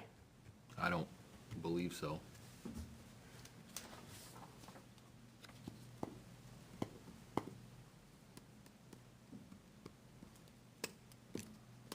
I don't believe so either. Okay. Okay. All right. Anything else? Chat about? Oops. I guess just get your pulse. Last week you talked about being chair. Yeah. How you feeling this week? We said we would talk about it with the full board. Yeah, this week was fine. Obviously, nothing went catastrophic, but again, I can't dedicate the time while I'm at work to be doing, town functions, and that's when some town entities that I have to deal with are open. So if the board's okay with me getting to it when I get to it, then that's what it is. It's just, there's some things that were time sensitive that I'm not gonna be able to react to anymore. So, Can you share them with some, I don't know if he'll have time, you'll have time, can you pass it off to one? yeah, I could probably pass it off. I mean, Yeah. I realize you're busy. Yeah, I could probably pass it off. Everybody's busy, but Yeah. if you could just run it up the Mhm. flagpole and see who could take it. Yeah. That makes the most sense. Yeah, and I guess I was under the impression that the only obligation from RSA that the chair would do is set the agenda. Mm-hmm. And so I didn't really realize there was anything else going on outside of that anyway. So what else is going on? I mean, I'm getting, I get a phone call here and there from employees, when they want to discuss as the chairman, and I'm like, I don't hold any more position than one when we're outside. But, so there's phone calls like that, and then there's, the other week, there was a legal thing that I was contacted to contact the lawyer about something, so. I guess that followed the contacting town council? Or? Yeah, that one did at the time, so. Yeah, so, and it was nothing to do with anything here. I mean, we can talk about it in non-public if that's what you guys want to talk about, but nothing. So, it's just, again, it's curveballs like that, right? I mean, I get a phone call at 10:30 and it's like, hey, oh, by the way, yada, yada, yada. Well, I'm right in the middle of doing things, sorry. Do I call back at 5 o'clock when I get out? Today it was 5:15, so I'm barely here, as you can tell. But then by that time, certain offices are closed, certain people have left, can't conduct the business, right? I could try at my lunchtime, but that's lunchtime for other people too, so, so. I don't know, I just, again, I mean, I'll stick it out and I'll deal with, I'll push it off if I can to you guys, but I just want it to be out there, that's all. So, and again, like you said, to the RSA, I set the agenda and Yeah. basically coordinate the Yeah, meeting while we're here. I don't think anybody else could run a better meeting, flat out. Yeah, you run a very good meeting and the rest of us, I don't think there's a close second. Yeah, the only part of it is setting the agenda, and at least right now, sounds like our hands are pretty tied with budget and whatnot. Yeah. Yeah, and moving forward, I mean, is the work session what we want to do? Because, I mean, this is turning into a meeting. Yeah. It really did. So do we want to go to a meeting every week instead of a work session alternate? Yeah. I say that now, for the rest of the year, budget season, You're gonna be doing that anyway. few. It's the only way you can fit everyone in every Monday to get budgets done, but we've always done it that way. Right, and that's what I mean. So do we just bite the bullet and say that, I don't want to say work just as a tabled, but, we can do, Yeah. we got business to conduct, obviously, and we got a lot of it to conduct here in the next few months, Well, so. yeah, because the thing that jumped out at me between, setting agendas and the agendas that we're looking at coming for the next few weeks, probably through January, there's no room for surprises. somebody comes No. up and says, Yeah, it's a sneeze and we're. I have it's a over. problem, Yeah, and we are the ones that need to resolve it. yeah, it's What are we supposed to do? a sneeze and we're done, yeah. And, and frankly, there are a handful of problems that keep coming up that if we were expanding, the amount of time, then I'd pull them to the forefront of some of the people that keep coming up and just get them in front of us, get the town employees in front of us, we talked about that last week, and just hash out some of these problems and make them go away in public. I think about the Pratts. I think I've said publicly he's my friend, but I think about Travis. He has an outstanding question that I still don't have a good answer to him on, of was something conducted legally. I think about the Kalugans. I don't know how that got resolved. I think, we've gotten plenty of emails from folks who were, trying to understand or remark on the appointment process we went through. And if anybody wants to hash that out, let's do it. Well, I think there's hashing out, and I also think there's conversation that we have rather than debate, right? The three-way debate, because that will be here for 2.5 hours with one topic. And we'll get nowhere. And I guess that's my And my thought is like. And we'll get nowhere. I Yep. don't really do enough of that or any of that. We don't really have, I feel like we don't do enough of resolving individual problems. We do so many policies, we do so many, we talk a lot about, the budget right now, but somebody comes to us, and I feel like they'll drag on for 4, 6, 8, 12 weeks, and like the ones I listed are still going on. And what can we do to, help some people? I mean, if we take one person that's got an issue that we haven't answered correctly, or all of the information hasn't been given to them, then let's tackle it and get the information and give it to them. I mean, I think it seems pretty straightforward. If somebody's asking for something, we should be able to give it to them. I don't know. I don't think that we have not completely done that to our best of our ability at some point. But again, when does it get to be the he said, she said debate rather than making progress and coming to a conclusion? Well, there's no way to know. Right. And we haven't granted a handful of people that opportunity. But is Or that, at least an opportunity, as things have evolved, again, going back to the Pratt, they had a change in August, and they'll come and talk in public comment, and none of us respond. I don't know, is there anything we can do to help? Maybe the answer is no. Maybe they need to sue their neighbor, maybe they need to sue the town, I don't know. But they feel like we can help them, and is there anything we can do to help them? And maybe, But I guess, hash it out. I guess my initial thought with that is,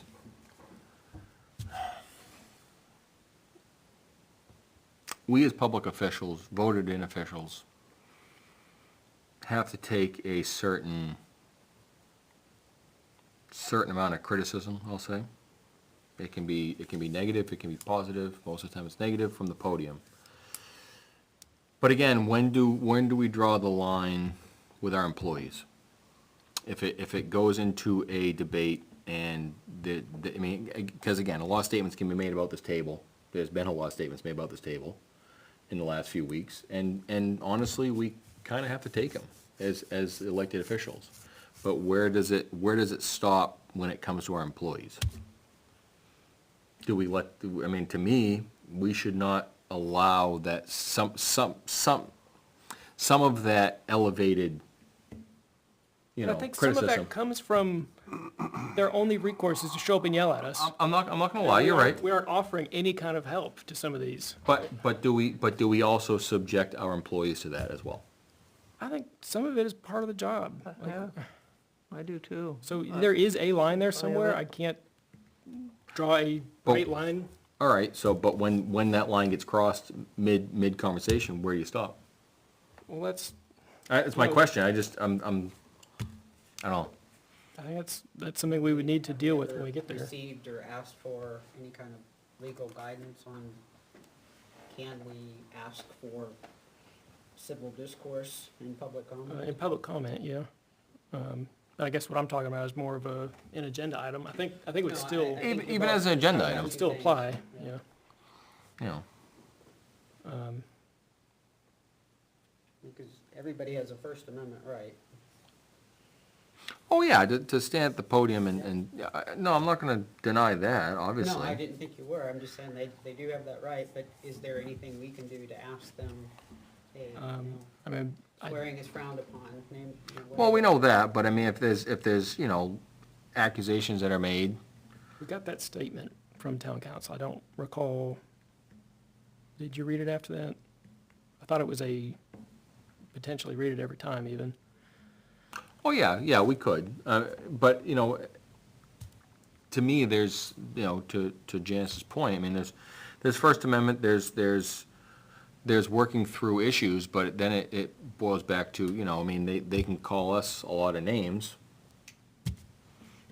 Some may be, some may be factual, some may be not, but again, when it comes to, there comes a point when we have to defend the employees too. So your argument is we should not carve out more time to go back and address some of these concerns because they may insult town employees. Not fully, no. No, I think we need to address the issues at hand, but maybe the forum might not be correct, that's all. That's all.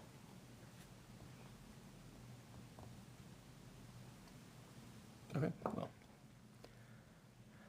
A little bit to think about, I think.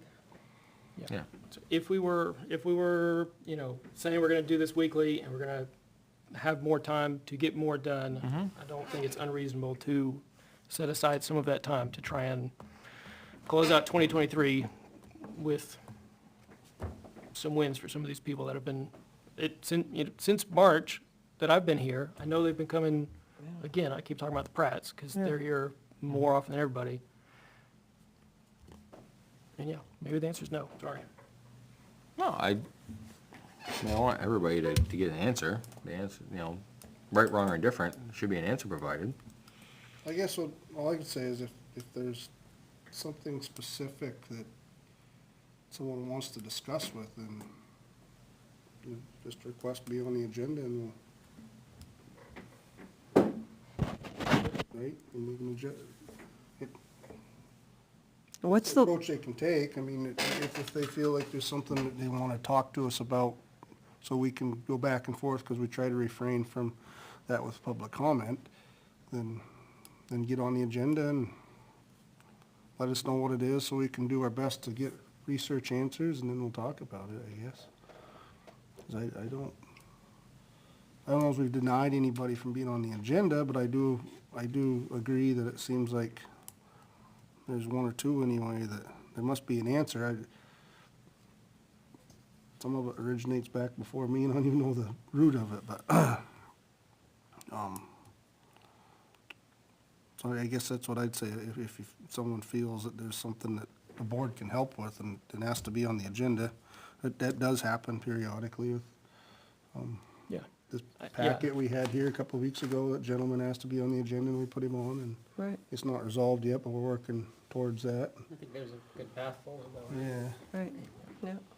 I think we will be able to help him in the end, possibly, I don't know, but I think that's where those individuals need to start if they do feel, if you're watching, and you do feel that something else we can do, because we do purposely refrain from bantering back and forth with public comment, because it's all it is, banter then, and we're not prepared for a question. The last thing we wanna do is do something uninformed, make a unintentional mistake. And So, and I guess I think that's, yeah, people should reach out to us, and I would just ask that Put it in it's gonna writing. be very busy, budget season, and everything, that we don't just turn everybody away because we're gonna be busy. I think, Oh, and I'm good with whatever we wanna call the next meetings. I don't think these work sessions been work sessions anyway. We've just been using meetings, but I agree with that. Change the name for a few months. And I know that I made comment, about every night meetings, and I didn't mean to stop, you know, put town business off to have a night off. It is budget season, this probably isn't the time of year to take less meetings, but I just guess I was getting at that before we got really busy here with budget season, it seemed like some nights were trying to stretch to make a work session, you know. We went over purchasing policy that was only 2 years old that you guys had worked on hard before. I think just some people wanted their names on stuff, and the town seal policy that we didn't have. If we don't have stuff, then that's all I'm talking about, is if we're caught up on a little bit of business, we don't need to. Right. Obviously, we're not gonna postpone budget stuff and important matters to have a night off, but I do think after budget season, you have Mays, Junes, and Julys that do slow up a little bit. Maybe we could take a couple off. We'll see when that time comes, but I guess you had said something about it, Ricky, and I didn't mean this just next week, go to every other and No, get I on just, with business. I mean, guess, we're getting into the busy season. I mean, we've still got some topics out there that Probably Naomi wasn't is, the best week to mention it. that Naomi has put on her report, so we don't lose track of it. Yep. So, you know, again, and here we are in budget season. I mean, once January, mid-January rolls around, I mean, budget's pretty much wrapped up at that point, but, Guess that's what I was getting You at. know. I guess 2 weeks ago wasn't the. Right timing. I didn't mean next Right. week. I just was bringing it to the. right. I mean, you like to hope to get to a point, but, you know, to what first thing Janice says is, you know, is there a binder that I can look at, you know, and we don't have that, so, you know, No. we should get to that point of, you know, as Salem and Kevin always said, you know, page 13 is this, and page 10 is this, and, you know, at least a generalized handbook on what we do, how we operate as a town, the functions of the town, you know, it's just, we don't have that, and I think that's what initially what the work sessions were supposed to try and hash out was to get to that point. You know, so instead of taking it by the seat of your pants and go along for the ride, kinda like we all have, so. But, okay, Got one more. so, The email we got about the amending the minutes. oh, And yeah, So I responded, Yeah. saying, hey, we could talk about it today, or, Well, I it's think- almost 10 o'clock. I mean, I we think we we- can acknowledge, Yeah. we will correct it next week. Yeah, I mean, I think we do that when we do the minutes, right? Yep, and I but- guess, yeah, But we did acknowledge we did receive an email with a request to correct. yeah, and I don't think she'd be offended if I repeated it. It was Diana Dickinson saying, hey, the statement, the minutes say, shoot, One thing, sorry, I was trying to pull it up on my phone, the internet's not loading, so I apologize. I was gonna at least say it so people could know, like, it's on the record there.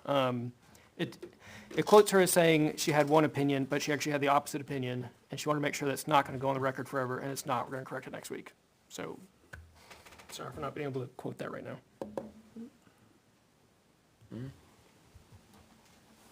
That was it. okay. Did you Ready for ever, a motion to adjourn? did you ever hear back about the exit interview candidate? Was he- Yeah, Actually, do you have a cell phone number? I don't know. there was a third one that reached out to me too, because you had two. No, from- he had one.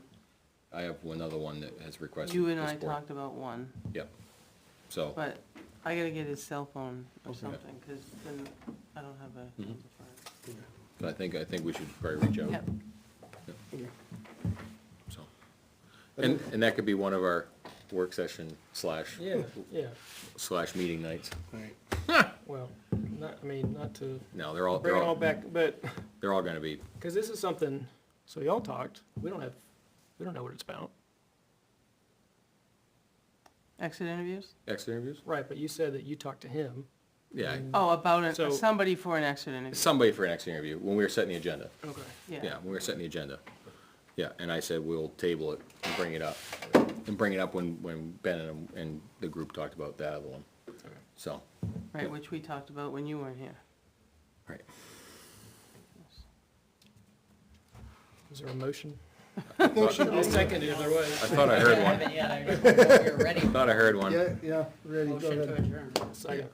Aye. Yes. Yes. Yes, Hang on one second. Good night, everyone. yep. Two.